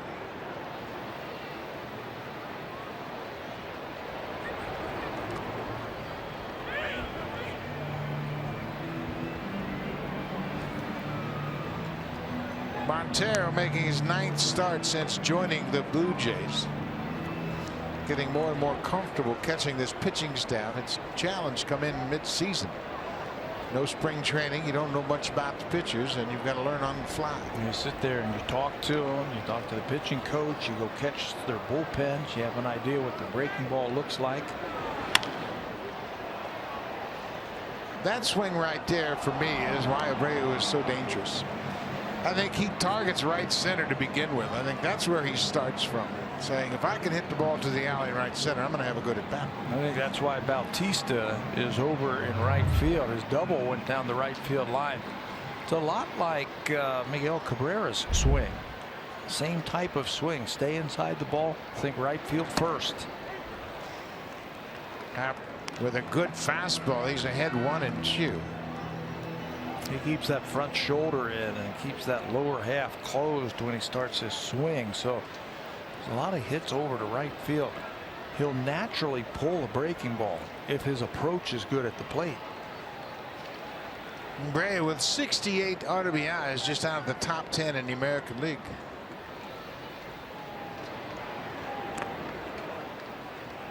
Down and in 2-2. They mentioned Abreu, how he uses the whole field, and the numbers back it up. 45 hits to left field, 39 to center, 38 to right field. With 2 strikes, he's hit 6 of his 19 home runs with 2 strikes. That's where we are right now. So he is a good 2-strike hitter. He's just a good hitter. Boy, Happ really took something off that breaking ball and gets a big strikeout of Abreu. 6 strikeouts now for Happ. Everything was away when you can feel that a hitter is trying to hit the ball the other way. You want to throw that slider underneath his bat. Good execution right there from Happ. Kevin Smith, the catcher. The rookie catcher batting in the cleanup spot here this afternoon. That hits Happ. Montero coming out from behind home is not in time at first.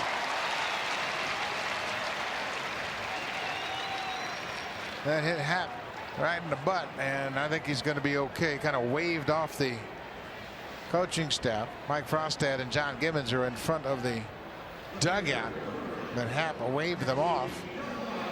It hit him flush, obviously, and bounced back toward home plate. Montero coming out behind home. Yeah, right in the side of the leg. And unfortunately, it doesn't drop right down there or ricochet back to Montero, and drops in the middle of them. So really no play. So things getting interesting now. Nicky Delmonico. He gets jammed, and I mean, he got really jammed. I don't know how he didn't break his bat. Well, he did. I think he did. It sure sounded like it. Jay's got that sneaky fastball again with the high spin rate that he can get in. He can get up and he can get in on hitters. Delmonico trying to deal with this big league pitching.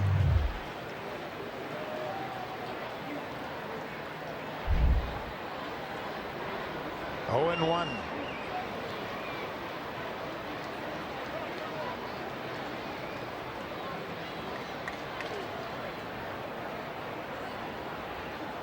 Happ has had 7 ground ball outs. That's a pretty high number for Happ.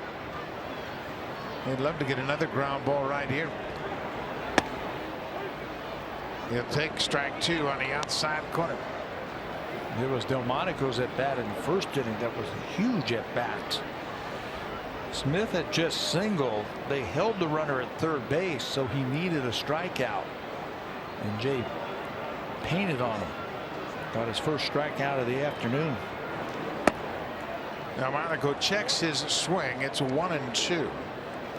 Yeah, that was a big play in this game as Kevin Smith delivered a single to left field with Anderson running from second base. They stopped him at third to hold him, and I think he would have scored easily. But then Happ got out of the inning.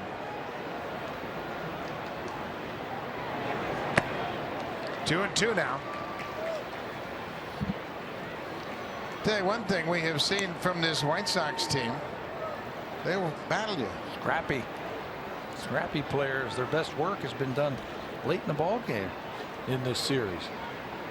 Blue Jays were ahead 6-0 on Monday night, and the White Sox scored a run in the 7th, 4 in the 8th, and 2 in the 9th to win it.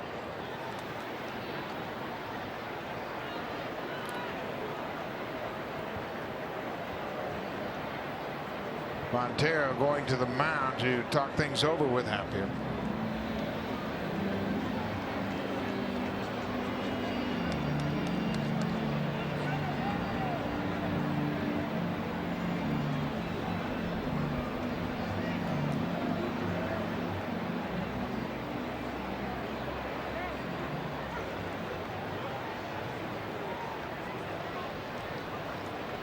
Delmonico, the left fielder, is 0 for 2 against Happ so far this afternoon. The ground ball back to the mound. Happ goes to second for 1. No throw to first, so they get the runner at second. Smith is forced out. Saladino goes to third base on the fielder's choice. They just were not going to turn 2 on that. Ball just wasn't hit hard enough. Again, Jay got in the kitchen again of young Nicky Delmonico. They got that lead runner, so the tying run is still over at first base.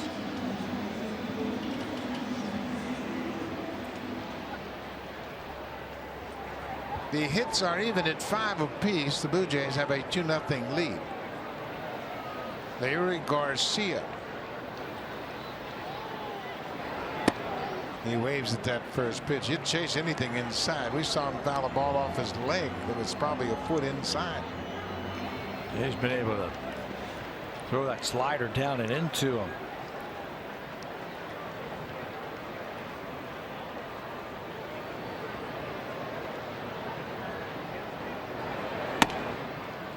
One and 1.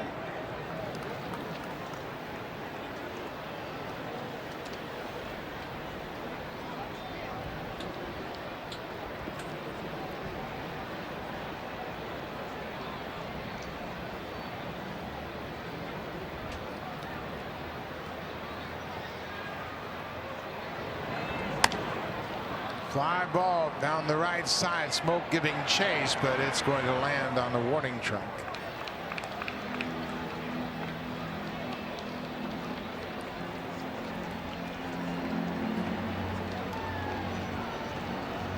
A ball and 2 strikes. Happ will take his time to give his infielders a chance to catch their breath.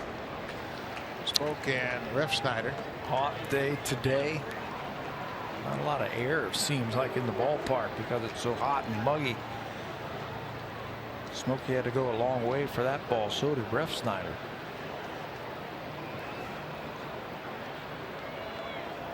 Another 1-2 pitch to Garcia.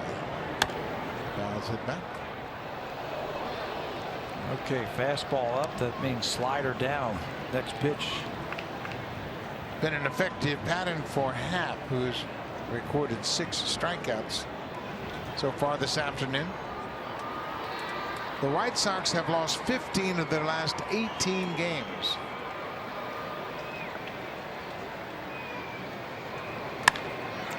There's a base hit to left field. Saladino's in to score. Garcia with a 2-out, 2-strike single picks up his 11th RBI of the season. Clutch hits. That's what you need. Luis Garcia's had a good series against the Blue Jays this week. They wanted the ball down. It looked like a slider that they wanted it down, and it stayed up for him. He got the first strike in that sequence on a slider underneath his bat. That time he missed his spot, and he cashes that runner. So it's a 2-1 ball game.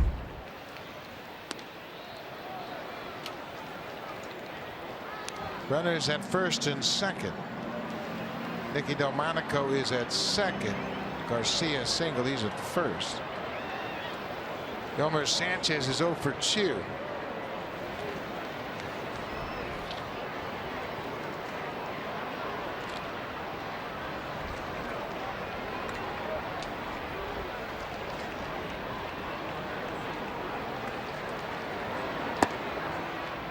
Went around according to the home plate umpire. Down and away. He got a couple of hits the other night when he came in after Moncada was injured in that game on Monday. Got a couple of hits, but they've been few and far between for him for the month. July he only hit 190.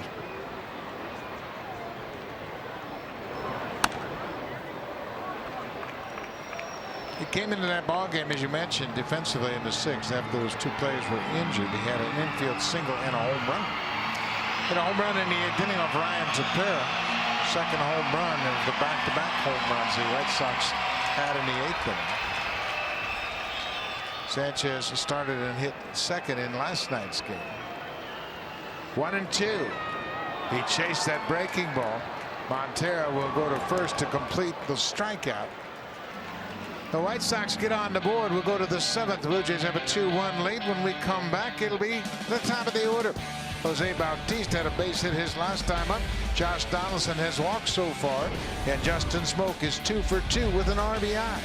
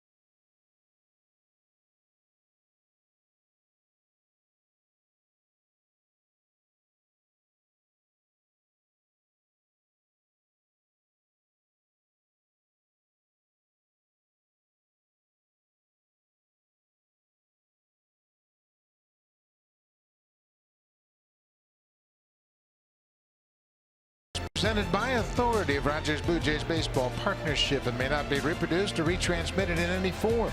And the accounts and descriptions of this game may not be disseminated without the express written consent of Rogers Blue Jays Baseball Partnership. Beautiful afternoon in Chicago. The Blue Jays trying to win the series 2-1. They have the lead as they are set to bat here in the 7th. They'll face a new pitcher. Jake Petrichka will come on for the first time in this series. Petrichka's got a good arm. High 90s fastball. He's only pitched in 12 games this year. 1-0 with a 724 earned run average. He's got some cutting action on it. He creates a very tough angle for right-handed batters.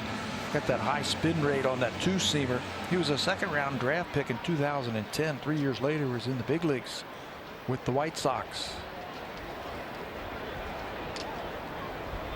Jose Bautista takes a wide one for ball 1.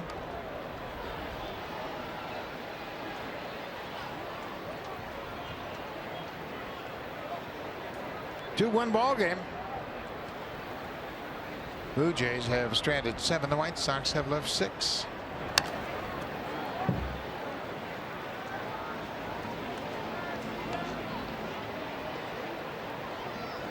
Petrichka has made 3 scoreless appearances since coming off the disabled list. He had a right elbow strain. He was activated on the 26th of July. You got one of the best arms in the bullpen for the White Sox. When they started the season, they had David Robertson down there. Good arm as a closer. Nate Jones was penciled in as being a setup man. He's got a good arm. And Petrichka, it hasn't worked out that way for the White Sox this season. They had a good bullpen. They had some good arms. They had Dan Jennings, the left-hander, and Swarzak, the right-hander. Canely. Aaron Bummer, the lefty, starting to loosen up. We have not seen him pitch in this game, in this series just yet. But they had some power arms in that bullpen, and they've had to trade them away. Bautista hits it to Abreu. He'll go to the bag himself. One away.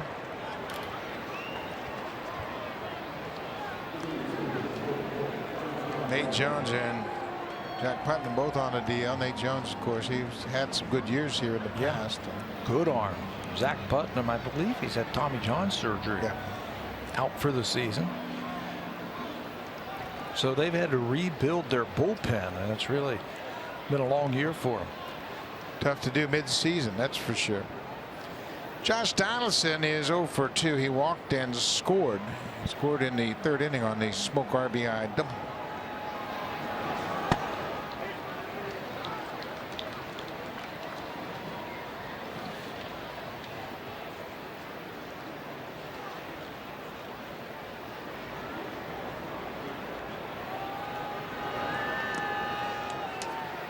Downstairs in the dirt, it's 1-1.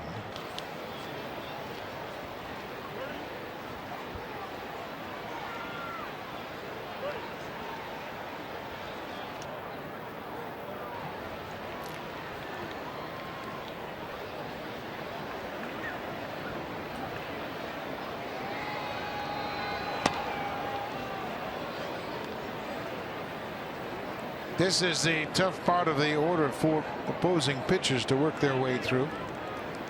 Donaldson, Smoak, Morales, and then Steve Pearce. He has heated things up of late.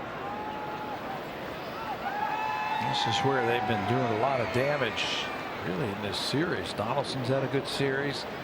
Smoak has had a good series. Staying away. Petrichka been on the DL a couple of times this season. April through June, he was on the disabled list with a strained right lat muscle. And you mentioned the right elbow strain from the end of June to the end of July, so he just hasn't been able to get into a lot of ball games.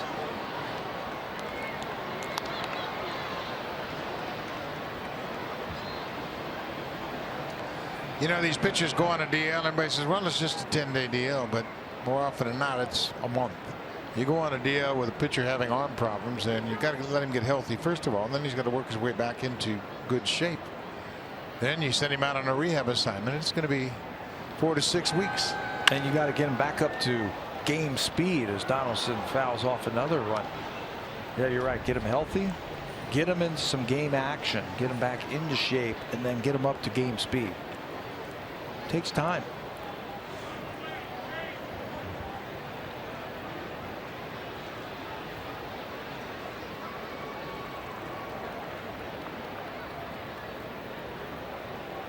Three and two to Donaldson. He walks. So JD walks for a second time this afternoon. He has drawn his fair share of walks lately. Another good sign that things are starting to turn around for Donaldson. Yeah, seeing the ball. And that's always nice to get guys on base in front of this man. Now Smoak will bat left-handed for the first time today. He had a single, an RBI double, and a walk against the lefty Derek Holland.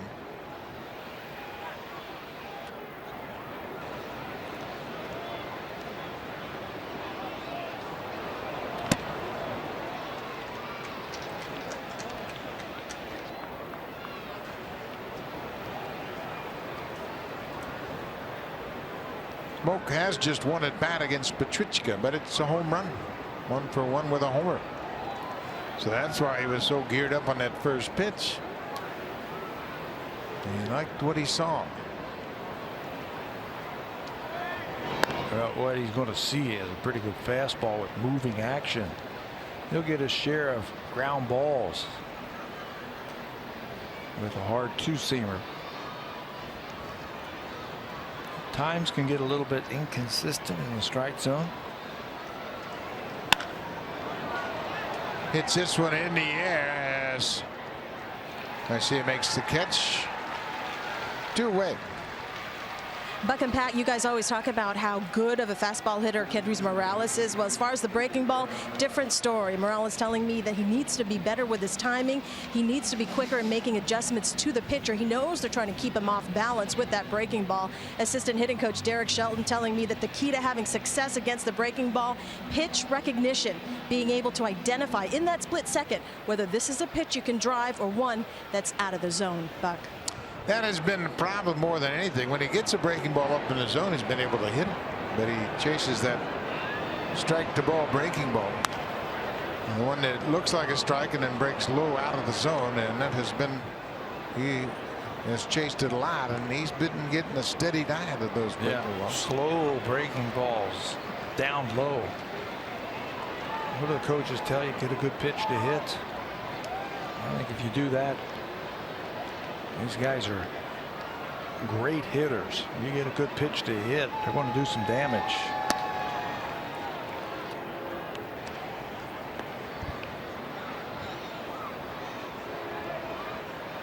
So Martin's got the catcher's gear on, and he's talking with Jay Happ. That might indicate that Montero did something. And when Montero made that play to first base on that comebacker that hit Jay Happ, he reacted as if something bothered him, maybe leg related, but he came out from behind home.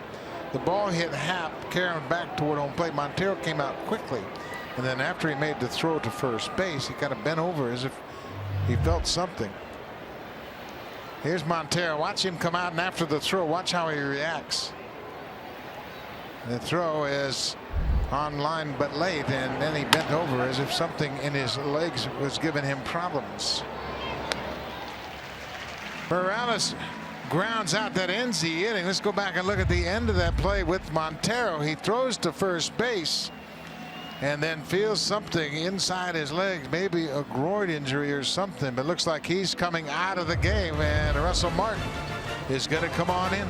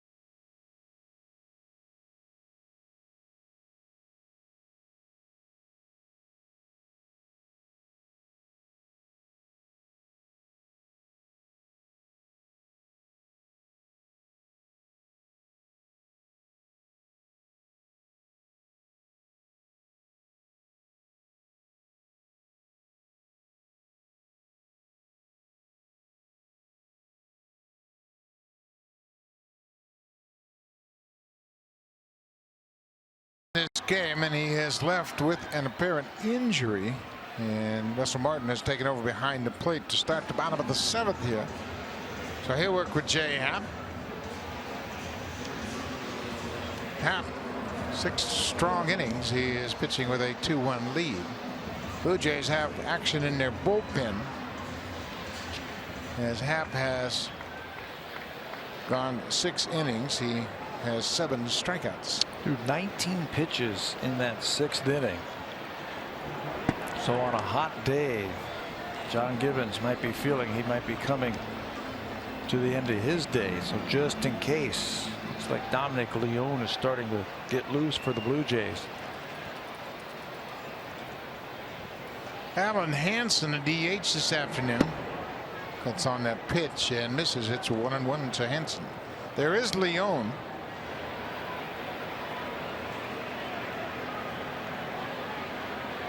Dominic pitched the 8th or the 9th last night. They have up 0-0 more. Strike 2.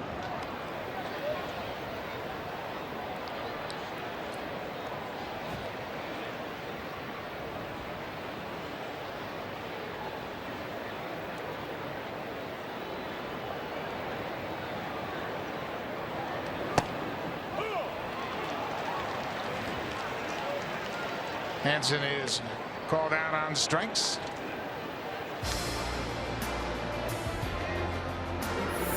Happy 150th to our home and native land. Honda, proudly driving Canadians since 1973.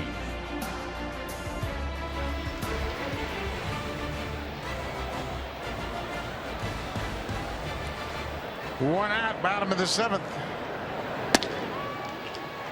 Adam Engel goes after the first pitch. The center fielder is 0 for 2 with a strikeout.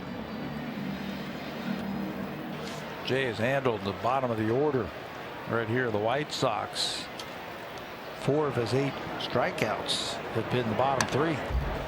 Happ had 9 strikeouts when he faced the White Sox on Father's Day at Rogers Center.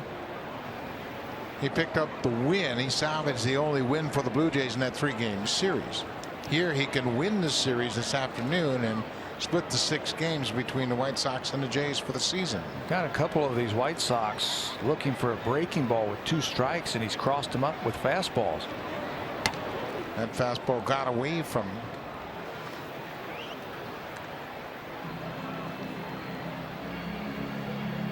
Happ has looked sharp today.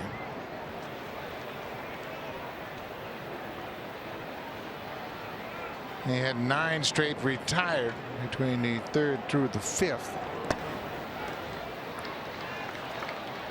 2 balls and 2 strikes to the number 9 hitter. Tim Anderson waits on deck. Anderson's had 2 hits against Happ. Yeah, got to get this guy right here. There's some speed at the bottom of the lineup for the White Sox and Engel, some speed at the top of the lineup. So in a 1-run ball game, keep that speed off of the bases. Got on and missed. That's 9 strikeouts for Happ. That fastball has been working for him again today. Pitch number 100 on the afternoon is a high elevated fastball. I told you he can pitch up there. With that ball that gets on those hitters, it just jumps on them. Finishing it up strong, Jay. 3rd time Happ has recorded 9 strikeouts this season. That's his season high. His career high in strikeouts, 12, came in 2014 against the Orioles.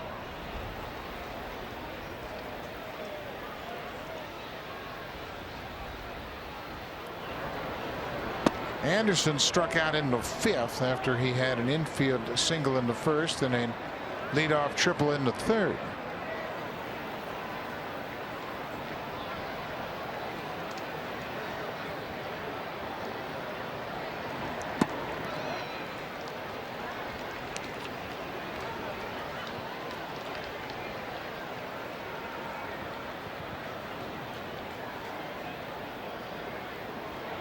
Time to elevate that fastball up there. 7 strikeouts for Jay Happ. He punctuates his outing by striking out the side in the 7th. 7 strong innings. 3 straight starts by the Blue Jays starters to go 7 innings, and they have a 2-1 lead as we go to the 8th.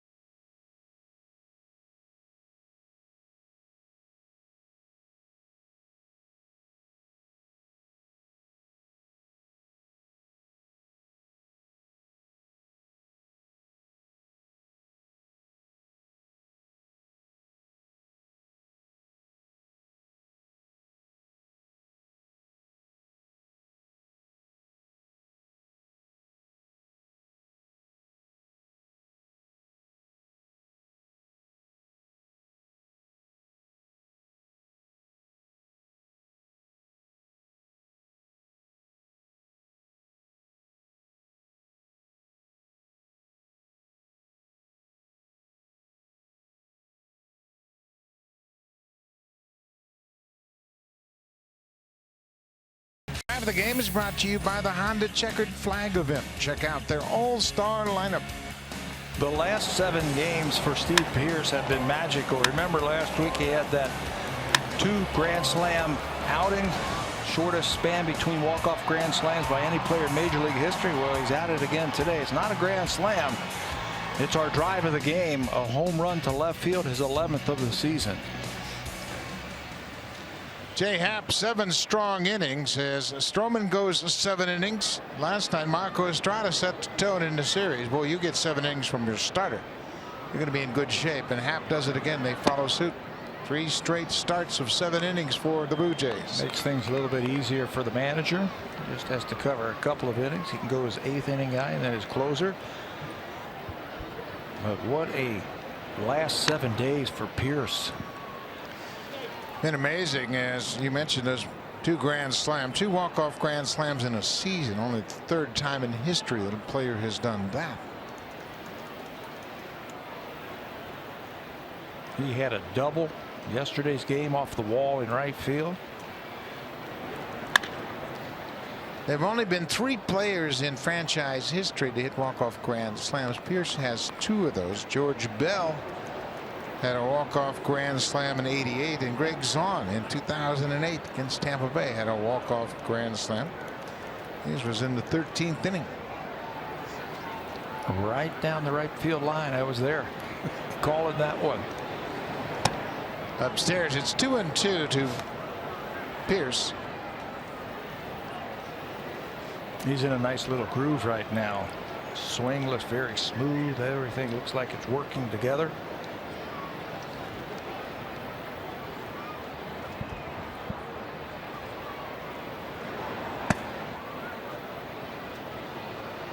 Full count.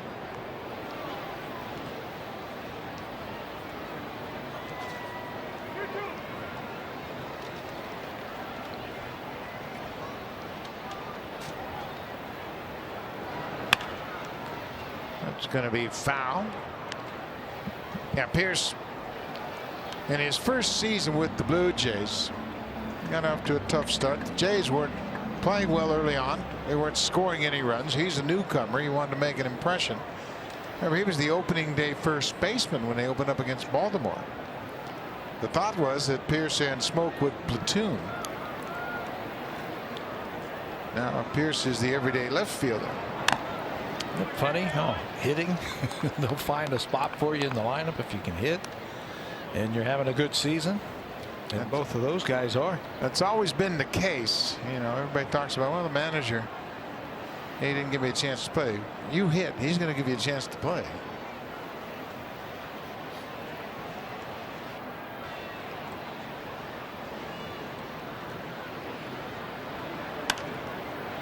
Pierce fights off that inside pitch. Reggie Jackson always said that.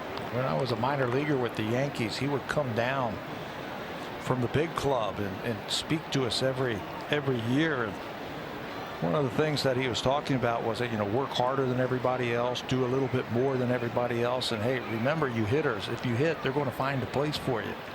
So spend some time in the batting cage and get your work in. And if you can hit, the manager's going to play you.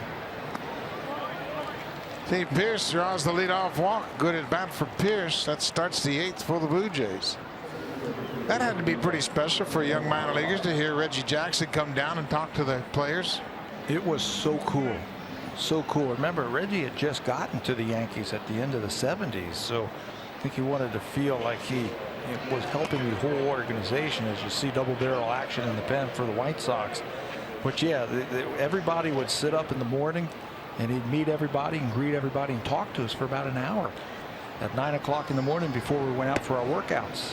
I had to fire you up for that day of spring training, that's for sure. Kevin Pilar is 0 for 3 so far. The Yankees are still doing that. They still have Reggie in uniform. You'll see Goose Gossage helping Mickey Rivers around. Gator. There goes Pierce, and Pilar with a hit and run drops it in front of the right fielder. Garcia's throw to third is cut off. They'll go back behind the runner and they get Pilar. Kevin Pilar put on the brakes and he slipped. Kind of lost his footing. Another heads-up play by the infield for the White Sox. Tim Anderson cut the ball and used that strong arm to go back to first. Yeah, and he got to show off that strong arm. Here's Pilar at the end of this play. Tries to put the brakes on and hustles back. They're going to take a look at it. Blue Jays are looking at it to see if they want to have a replay. But Garcia, the right fielder, made a strong throw to Anderson. There was some communication in the infield, and Anderson showed off a pretty strong arm as the ball was whipped back to first base. And they are going to look at the play at first. Again, Larry Vanover will put the headset on along with Laz Diaz, the home plate umpire. So the play is Pilar is safe at first with a single on the hit and run. Pierce goes first to third. The question is whether or not Pilar is safe hustling back to the bag. His hand got in there. Just when was the tag applied? And is there enough video evidence for the umpires to overturn this? The play on the field is that he is out 9-6-3. So it's an outfield assist for Garcia, who now has 8 outfield assists. Tim Anderson made a heads-up play. They had no shot at the runner. Pierce going first to third on the hit and run. But you're right. You made a great point about Garcia. He didn't lob the ball in. He hit the cutoff man, and that's what made the play happen. Hey, he's got a strong arm, Garcia, in the outfield. Let's take a look at it again. Does he slip onto that base before the tag is applied? It's a high tag. Well, maybe Pilar got underneath it. Remember, there has to be conclusive evidence for them to overturn the call on the field. New York is having a long look at the replay, and now they have their decision.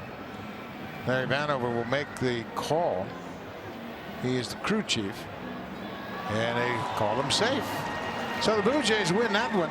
Pilar is safe. The call on the field is overturned. So take away the outfield assist from Garcia.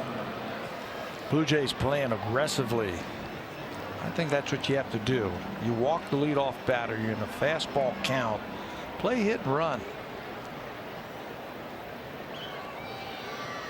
So Rob Refsnyder, he has walked and been hit by a pitch.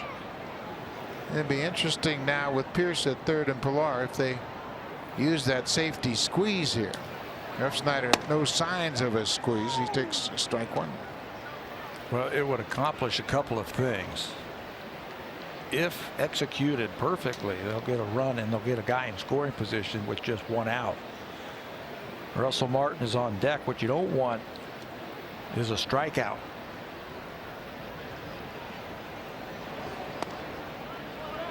They stay inside. This is off the plate. It misses.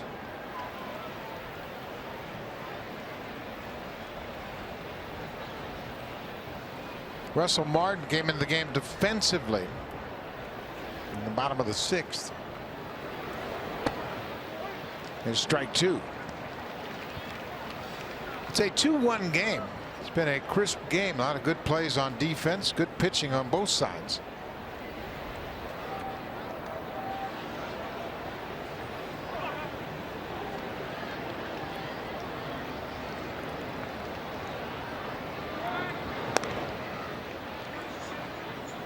Pierce started things off with a leadoff walk. Pilar pulled off a perfect hit and run base hit to right. Pierce went to third on the play. Now Ref Snyder.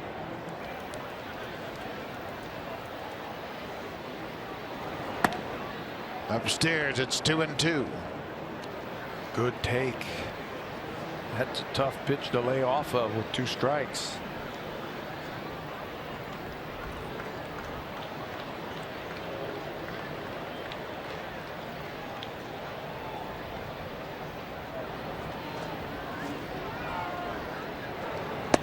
Now it's a full count. Good job by Ref Snyder. Blue Jays might start the runner here at first base. The catcher Smith's only thrown out 2 runners all season long. Stay out of the double play. Score a run. Pilar's not running. Ball is hit in the air into shallow center. The second baseman goes back and makes the play on the pop-up. As Ref Snyder pops out for the first out of the inning, and now Don Cooper, the pitching coach, will come on, talk a little strategy with Russell Martin making his first plate appearance of the afternoon. Well, that was a big at bat. Blue Jays could have used a base hit or a guy get on base. So Cooper comes out whenever there's a new batter into the ball game, and Martin making the appearance, so he's refreshing Jake Petrichka with the approach they want against Russell Martin. Martin in this series has had a good series. He homered on Monday night, 1 for 4. He had an RBI double, big double in the 6th inning in last night's game, a 2-run double. Russell, over his last 6 games, has done a nice job putting the ball in play. Yeah, he homered in the first game. Had that 2-run hit yesterday. He's into the ball game. We saw Montero leave the ball game with an apparent injury, so Russell has a chance now. Be a hero. Get one of these runs in. First and third, 1 out. Ground ball. Anderson doesn't make a play. Pierce comes in to score. Pilar is going to third. Russell Martin with a base hit and an RBI. As Anderson looked like he just wanted to trap the ball, kind of slapped at it and got past him into center field. Yeah, he wanted to knock it down and then got a little bit of ahead of himself that he was going to try and turn the double play. Martin hits it sharply to the shortstop's left. He's there and the ball gets underneath his glove. Pilar takes advantage of that. He goes from first to third again. You see, with 2 hands, he was just trying to like knock it down or trap it and then flip the ball to start a double play. Blue Jays will take it. Darwin Barney is 1 for 3. He can bunt here. He squares to bunt and takes the ball. They put that safety squeeze on again. They've got the best combination with Pilar at third and Barney at the plate. They can handle the bat. You've got some speed at third base. You've got a guy who can handle the bat. What you want to do is just get it down anywhere in the infield. Pilar, the runner, his job is to get a nice little lead, get a walking lead, and if the ball gets down, go ahead and take off. You can't defense this if you execute it properly. 1-0. Not bunting here. It's now 1-1. The RBI from Martin is 26th of the season. Martin had that 2-run single yesterday, a solo home run On Monday, he has 3 RBIs into 3 games. Pilar's at third. 8th inning, a run in. The Blue Jays have expanded their lead now 3-1.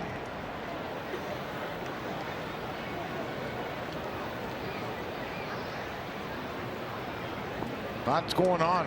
Rivera with signs. Leaper telling the runner at first, Martin. Barney, the hitter, at the 1-1 count. And Petrichka. Not happy. No, he's not too comfortable.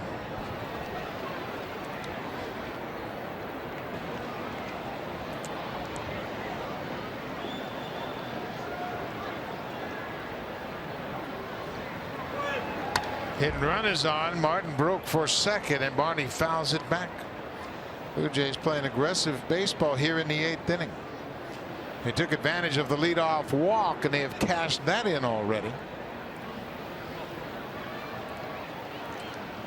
Petrichka came into the game in the 7th, gave up a walk and nothing more, stranded a base runner, but his second walk of the game came as the leadoff walk this inning. There goes Martin again. The ball goes back to the screen, and what a kick for the Blue Jays. Martin's going to go to third. Saladino doesn't have a play. Pilar comes in to score, and that ball went all the way back to the screen and kicked wildly in front of the White Sox dugout. Saladino, the third baseman, had to make a play on it. Pilar comes in to score the second run of the inning, and on the wild pitch, Martin goes all the way to third. How about that bounce off the backstop for the Blue Jays? On top of scoring a run, they get a guy go from first to third. Wild pitch. Martin is off on the pitch, so he's got a head start, then realizes, hey, I can get to third base. And he does so easily. Barney hits it to the third baseman. Nice play by Saladino. He got an in-between hop, and he handled it well. So Barney's retired for the second out of the inning. To recap the Martin play, he's credited with a stolen base. And on the wild pitch, he goes to third. And now there's going to be a pitching change with 2 outs and a man at third base. Vic Renteria has made the call to the bullpen. Jake Petrichka is out. Juan Minaya will come out of the bullpen with 2 outs and a man at third. Jose Bautista will be the batter when we come back. The Blue Jays trying to build on their 4-1 lead.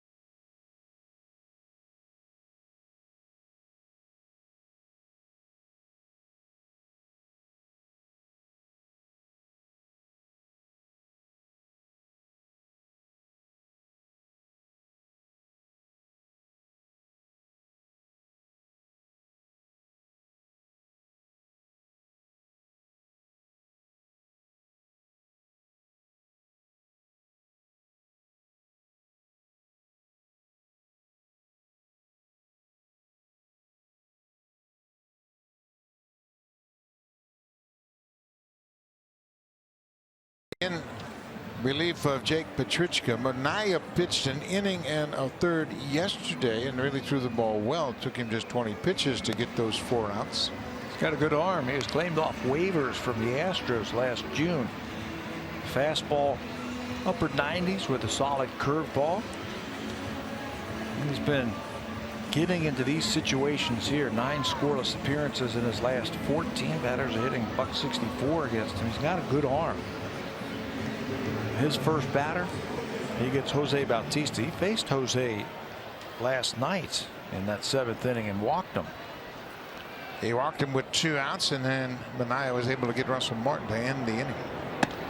Ball 1 to Bautista with Russell Martin at third. Blue Jays have scored 2 in the top of the 8th to take a 4-1 lead.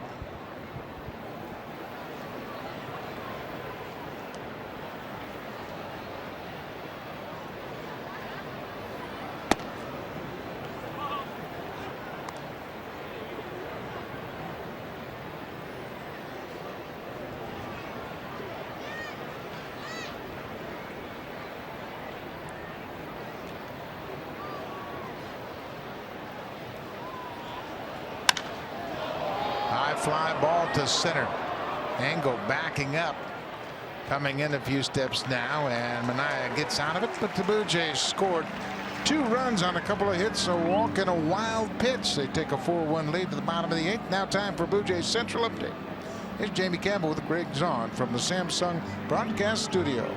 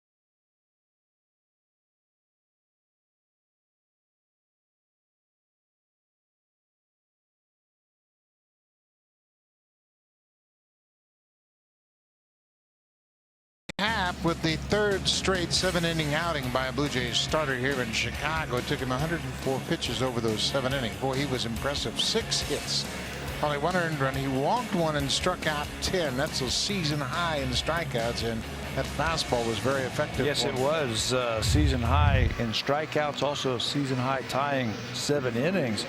Looking for that first win since July the 4th. He struck out the final 4 batters that he faced, so he got stronger as he finished this one up. Turns it over to the bullpen. Dominic Leone into the ball game. Dominic pitched in the game last night, 2-0 with a 263 earned run average. Leone an inning, gave up a hit, had a strikeout in that game against Hansen.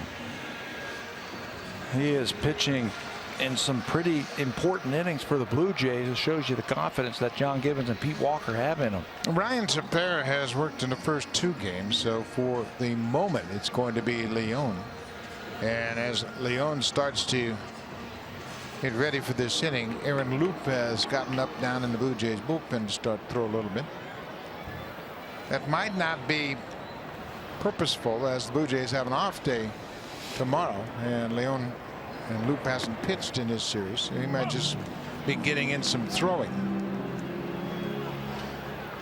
Tyler Saladino, he has scored the only White Sox run here this afternoon. He had a leadoff single in the 6th and came around to score. He scored on the Garcia RBI base hit.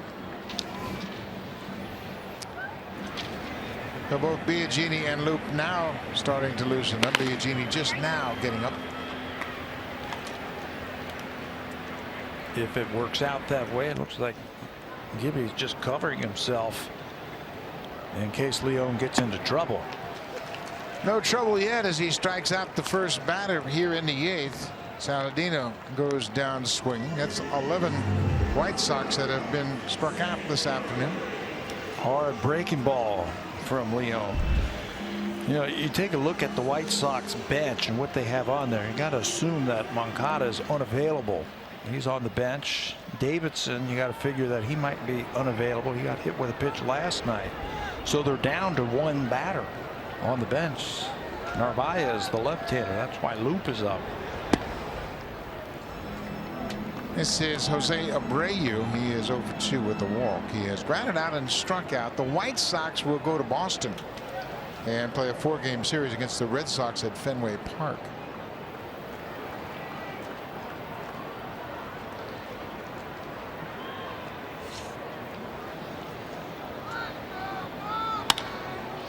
Fly ball to right. Bautista over near the seats, and that ball is out of play as it sliced into the seats.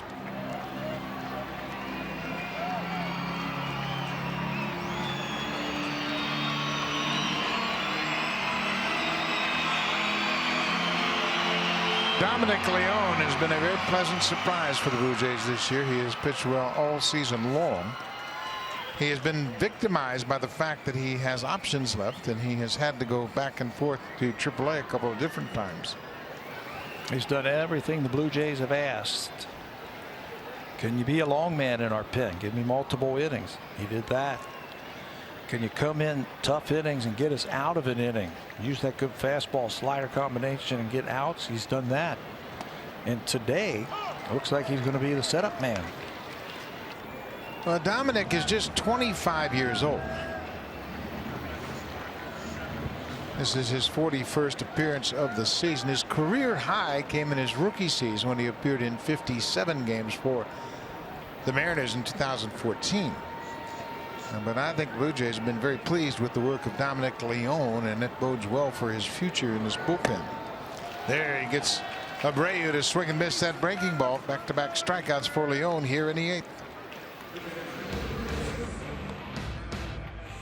Hit a home run with any project this season. Home Hardware, proud sponsor of the Toronto Blue Jays.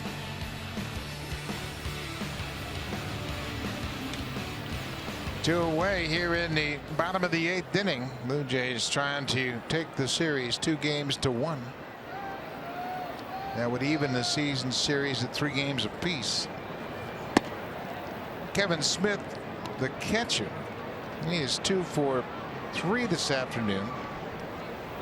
He had 2 hits in his only 2 plate appearances in last night's game.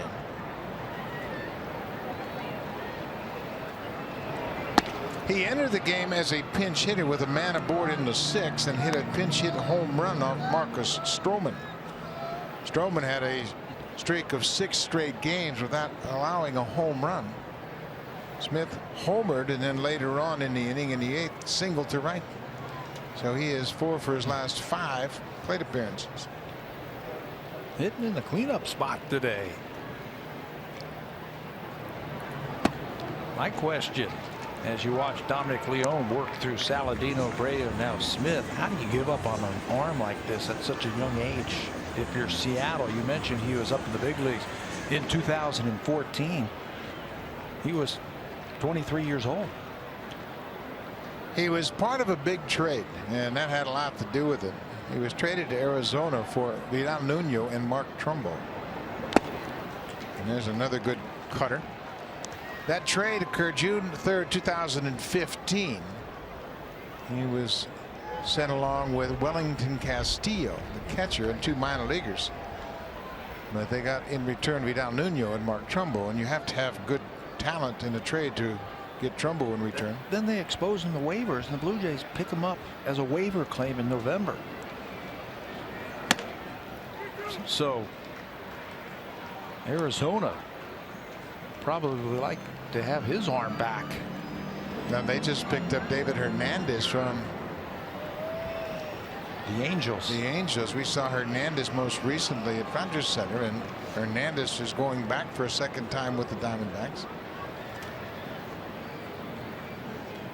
3-2, 2 outs, and that's ball 4 in the dirt.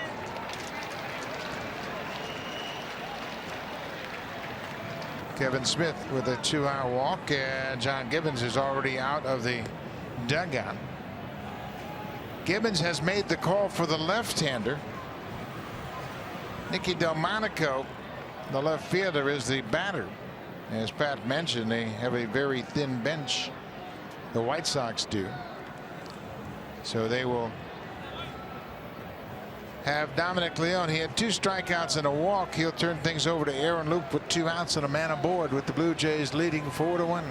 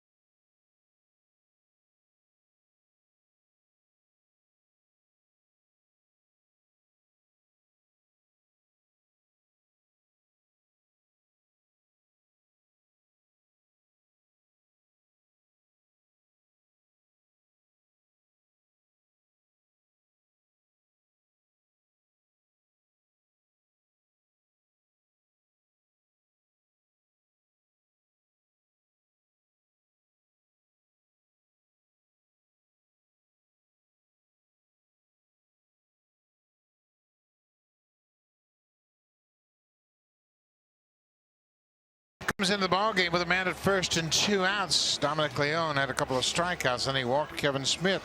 And now Loup will get Nicky Delmonico, the left fielder. Gets a chance to go left on left. Lefties are hitting .295 this season against Aaron Loup. Has stranded 22 of his 26 inherited runners.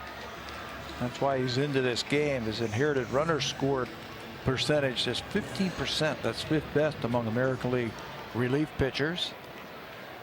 So Delmonico gets a lefty. Loup's breaking ball has been sweeping that breaking ball a little bit better lately. Delmonico is 0 for 3. Goes after that first pitch and misses.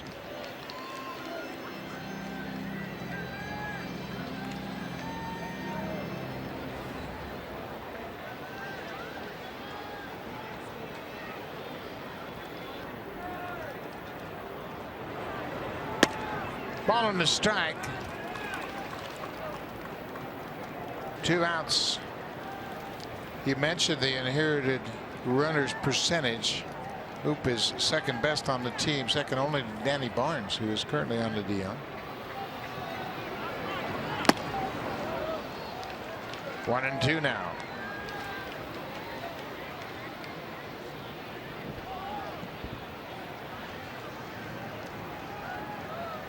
Been getting a lot of strikeouts with his fastball. He's been doing that against righties, against lefties. His breaking ball's been good. Way outside, off the glove of Martin, but not far enough for Smith to advance.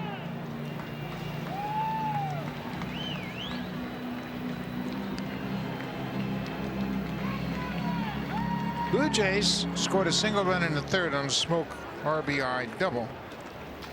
They got a home run in the 6th from Steve Pearce. That made it 2-0. White Sox scored a run in the bottom of the 6th, and Blue Jays got 2 in the 8th. It's 4-1 Jays.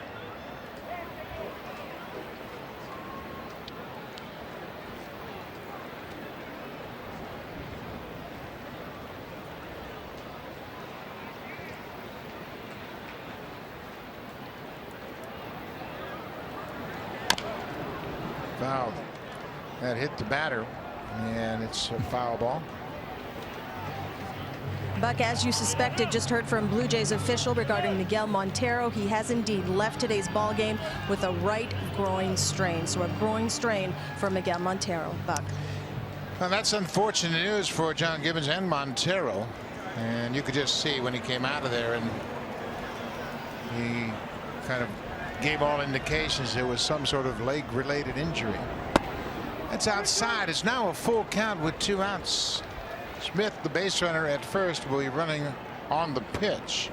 Justin Smoak asked him where they want him to play, and he's been told, let's play behind the runner with the left-handed batter at the plate. 3-2. There goes the runner at first. It's ball 4. So John Gibbons makes the call. Loop gets one batter. He walks the lefty, Nicky Delmonico. So Kevin Smith drew the walk off of Leon. Now Loop walks Delmonico, and Joe Biagini is going to come into this ball game with 2 outs and 2 on, and the batter, Larry Garcia, represents the tying run. So the White Sox, we have seen this throughout the 3 games. They don't give up. Biagini on with 2 outs, trying to end the bottom of the 8th.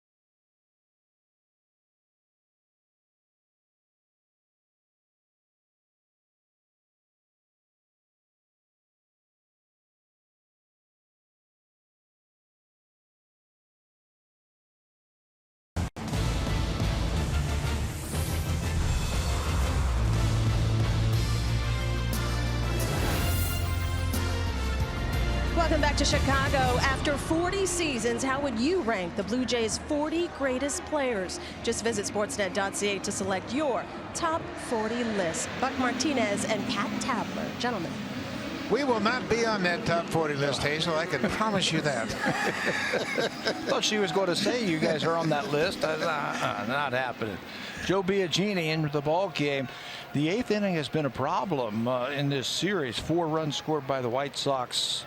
On Monday, they had the bases loaded, or excuse me, they had 3 hits and left 2 runners on base in yesterday's game, and now they have a 2-out rally going. So Joe Biagini trying to shut it off. Biagini pitched on Monday, and he threw 17 pitches in a third of an inning, and he got just 1 out. They are turning Lurie Garcia around. You can see he's got 7 home runs right there, all 7 from the left side against right-handed pitching this season. That one didn't feel good. Garcia walked against Biagini to start that 8th inning in Monday night's game. The White Sox scored 4 runs on 3 hits, and they had back-to-back home runs in that inning.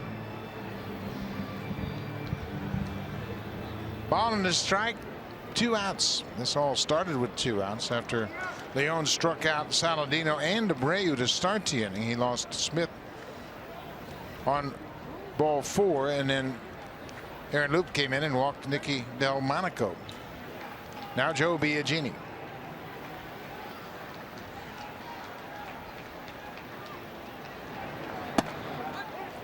A breaking ball. 1-2.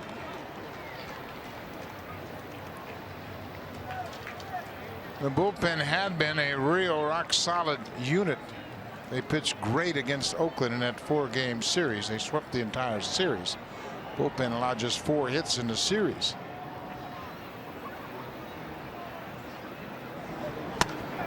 Biagini strikes out Garcia. The White Sox strand a pair. Biagini holds it down here in the 8th. The big strikeout to end the inning. Leon with 2 strikeouts, and then Biagini strikes out Garcia. We will go to the 9th. The Blue Jays with a 4-1 lead.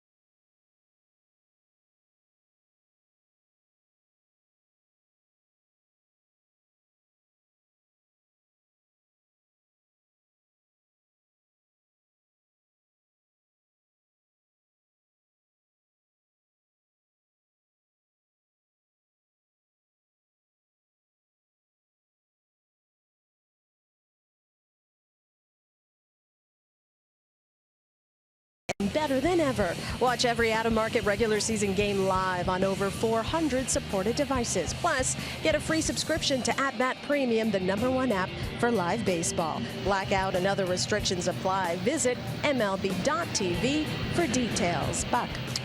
Thank you very much, Hazel. We go to the top of the 9th inning. New pitcher for the White Sox, Chris Back. A second win for him. He picked it up on Monday night in relief. He was the benefactor of that walk-off win against the Blue Jays when the White Sox scored 2 runs in the bottom of the 9th inning. He's got a good fastball. He's got good control, but he's got better command. He throws the ball where he needs to. Considered a ground ball pitcher. He's got a good fastball and a nice sinker. And they bring him in a little bit better pitcher than the last one we saw, Manaea, because they're facing the heart of the order of the Blue Jays. Josh Donaldson has just gone deep. Donaldson is on fire, folks. His 13th home run, a little cushion for the Blue Jays here in the 9th. What a swing. He homered to right center field on Monday, homered to dead center field on Tuesday, and then goes halfway up the bleachers in left field on Wednesday. I asked Derek Shelton today, I said, what do you see in Josh Donaldson? He said his timing is coming down. He's getting ready to hit. And boy, did he ever hit that one. He absolutely crushed that ball. Catcher wants that ball down. It's middle in. And he can flip it away. That, folks, is a no-doubter. It's a 10th home run that Beck has surrendered in just 43 and a third innings. Smoak pulls it on the ground. Sanchez throws him out.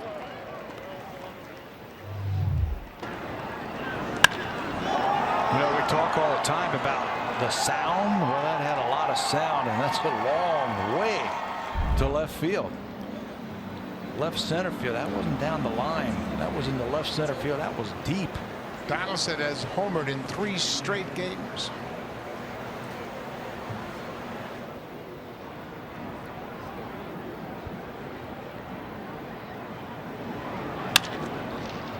Morales hits it on the ground. Anderson dives and throws in the dirt, but Abreu scoops it to help him out. So that'll go to 6-3 in the books, and there are 2 outs. At times today, the White Sox defense has been superb. Other times it's been a little shaky.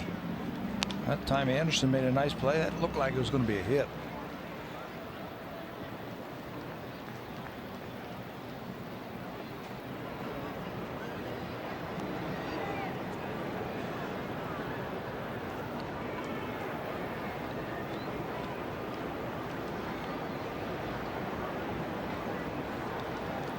Steve Pearce, he homered in the 6th, the leadoff home run. Donaldson has had a leadoff home run here in the 9th.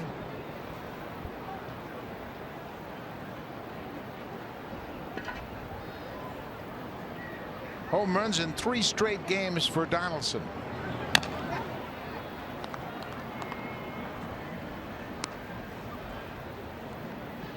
First time he has homered in 3 straight games since April 7th, 8th, and 9th, all at Tampa Bay. He homered in 3 straight games, and then he injured his calf. So he's healthy again, and the bat has come around. Hey, we've seen it offensively, about defensively too. He's made some nice plays in this series. Pearce hits it sharply, but they were playing him in the shift, and Sanchez throws him out. So after the leadoff home run, 3 straight ground ball outs, but the Blue Jays get a big insurance run thanks to that man, Josh Donaldson. Donaldson with 3 home runs in this series, and this is the prettiest one. Deep to left field, home run number 13 for JD.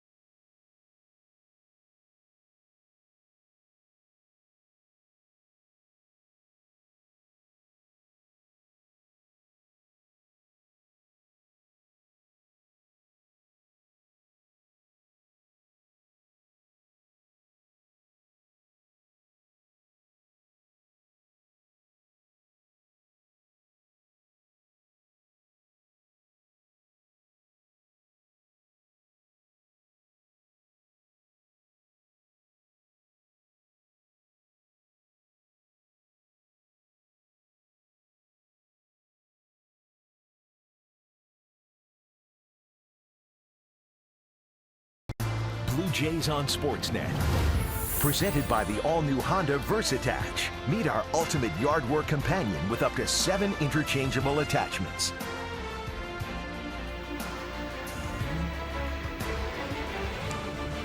We are in Chicago on the south side of Guaranteed Rate Field, and the Blue Jays 2 in the 8th, 1 in the 9th. Big home run by Josh Donaldson for a little insurance, and with that, Joe Biagini will stay in the ball games. Ezequiel Carrera comes in defensively, taking over in left for Steve Pearce. Biagini struck out Leury Garcia in the 8th inning. He stays on to face Sanchez and delivers strike 1. The last 7 outs recorded by Blue Jay pitching have been strikeouts.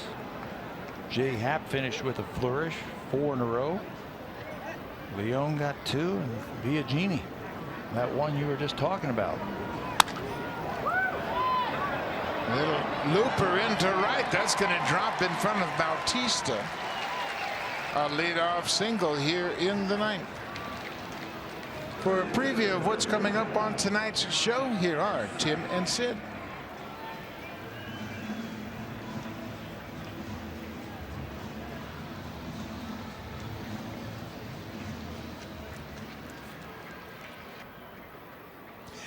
It sounds like a great show, fellas. Thank you very much, and we want to remind the folks to stay tuned for that coming up right after this ball game. Here is Alan Hansen. He's the DH this afternoon, 0 for 3 with a couple of strikeouts. Biagini comes right back with a first pitch strike.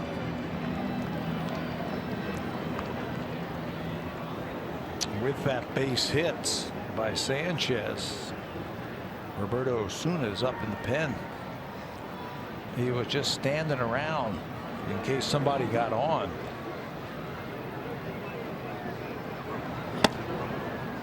One and one now. The Blue Jays pitchers have struck out 13 today. And there is Osuna. He will go along with Biagini and see how the inning develops.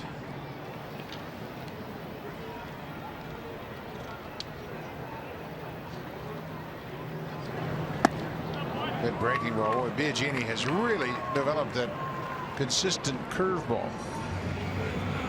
I think that's the benefit of his going into the rotation and making those starts. He had to use the curveball working as a starter, and now he's able to introduce it working out of the pen, pitching in relief. He is spinning a good one. He's used it for some strikeouts. Looks like they're going to go upstairs.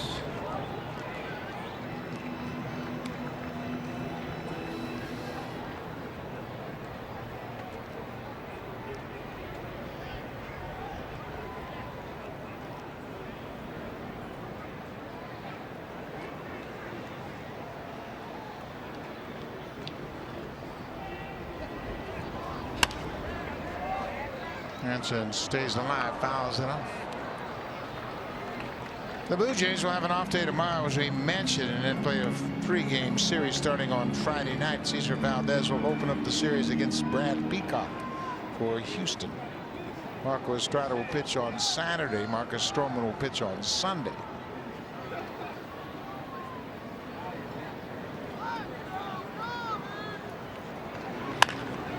Foul on the first base side. The Astros will send Charlie Morton to the mound Saturday against Estrada, and Mike Fiers on Sunday. He'll go up against Marcus Stroman. Stroman had his 13 strikeout game in Houston a couple years ago against the Astros. So Pete Walker and John Gibbons will stay with the 4-man rotation because of the 2 off days.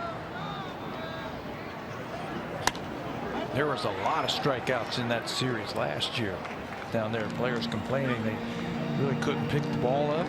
That's when they just changed the lights, right? They just changed the lighting system in Houston.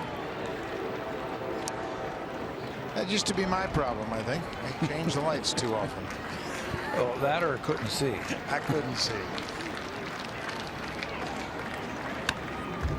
Hansen's hanging tough against Biagini. Gets a piece of that.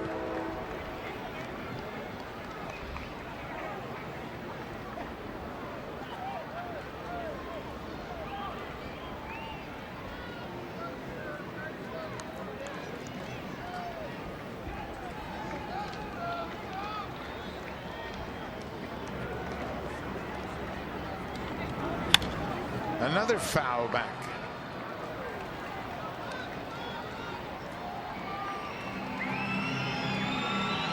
Houston will wrap up a series against Tampa Bay later on tonight.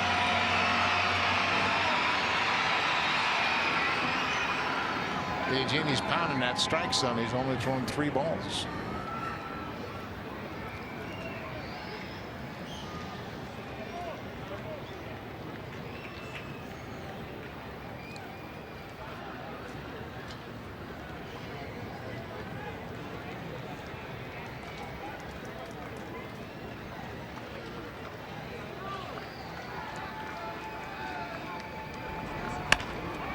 What an at-bat for Hansen. Pulls that base hit through the right side after fouling off pitch after pitch. John Gibbons hasn't wasted any time. He pops right out of the dugout, and there's the call for Osuna. This is a scrappy White Sox team. They are making you earn every 27 outs. All 27 of them in this series. Biagini can't close the game. Sanchez, Hansen single, and a save opportunity for Osuna. Osuna took the loss on Monday, his 6th blown save, as he gave up 2 runs on 3 hits in the 9th. He'll come back with 2 aboard, nobody out. Adam Engel, the center fielder, will face Osuna.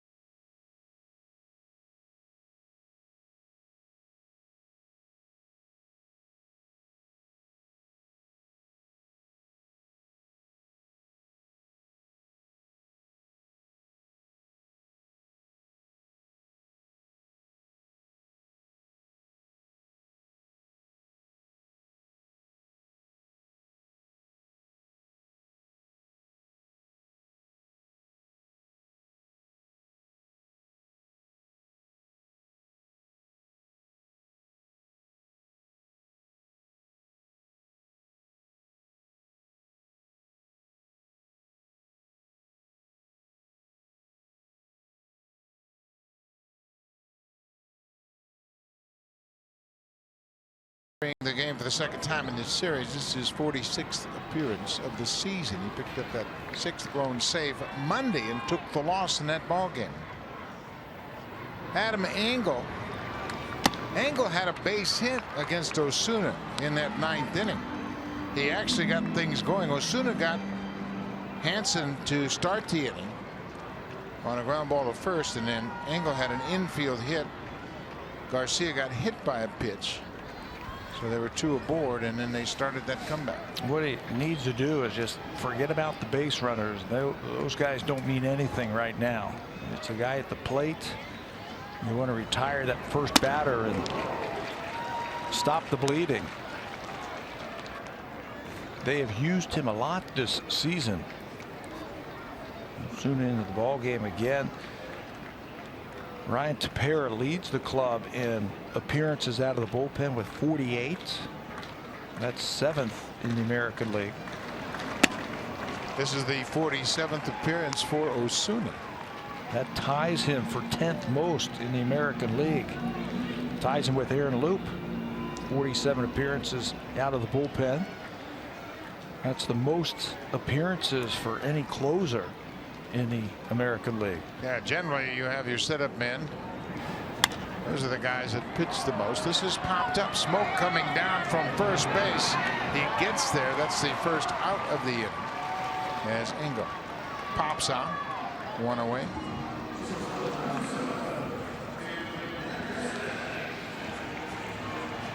Osuna has 26 saves. He's 3rd in the American League. Colomé of the Rays has 31. Brandon Kinsler, who has been traded to Washington, has 28 saves, formerly of the Twins.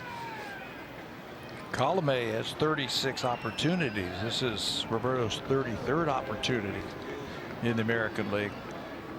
2 highest opportunities. Blue Jays play a lot of close ball games, a lot of 1- and 2-run ball games.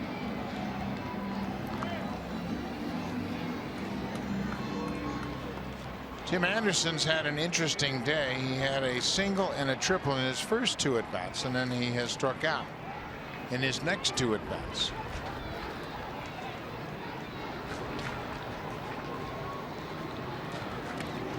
Nice pick by Martin.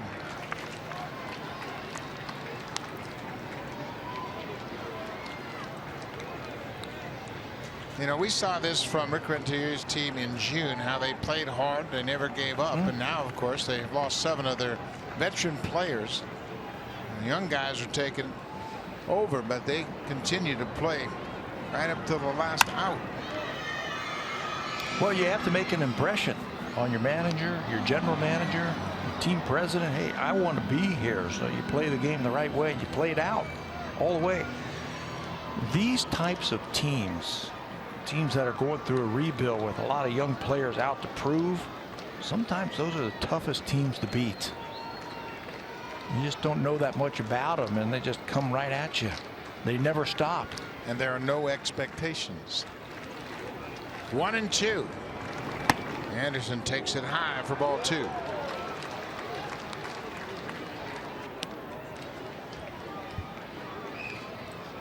Pretty good looking pitch right there from Osuna. I think that's a key pitch for him.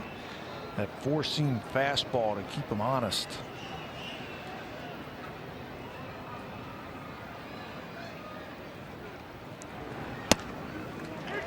Off the plate, 3-2. That cutter at 89 miles an hour.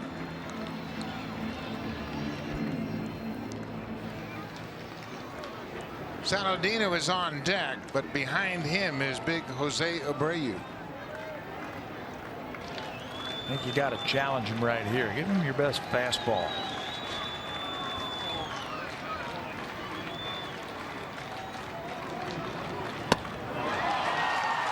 He strikes him out. 2 away now.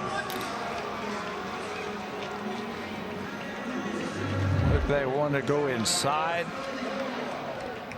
Got some late movement on that one. Anderson strikes out for the 3rd time. Every one of them swinging. Blue Jays are putting on a clinic on how to strike out batters here at the last 3 innings. 14 strikeouts for the Blue Jays pitchers this afternoon. Tyler Saladino, he goes after the first pitch, and that should do it. Pilar is there, and that's the ball game. Osuna picks up the save, his 27th. Jay Happ a winner. The offense got started with Smoak's RBI double. Pierce had a home run. Donaldson homered for the 3rd straight game as the Blue Jays take the series 2-1. They've been having their problems with the White Sox. I think everything was started with the start by Jay Happ. 7 very good innings, 10 strikeouts. That set the tone. Hitters took it from there. Osuna closed it, and the Blue Jays have a series win. Well, the Blue Jays will have a good flight to Houston. Enjoy an off day tomorrow before picking things up on Friday. Thanks for watching, folks. Stay tuned. Tim and Sid's next.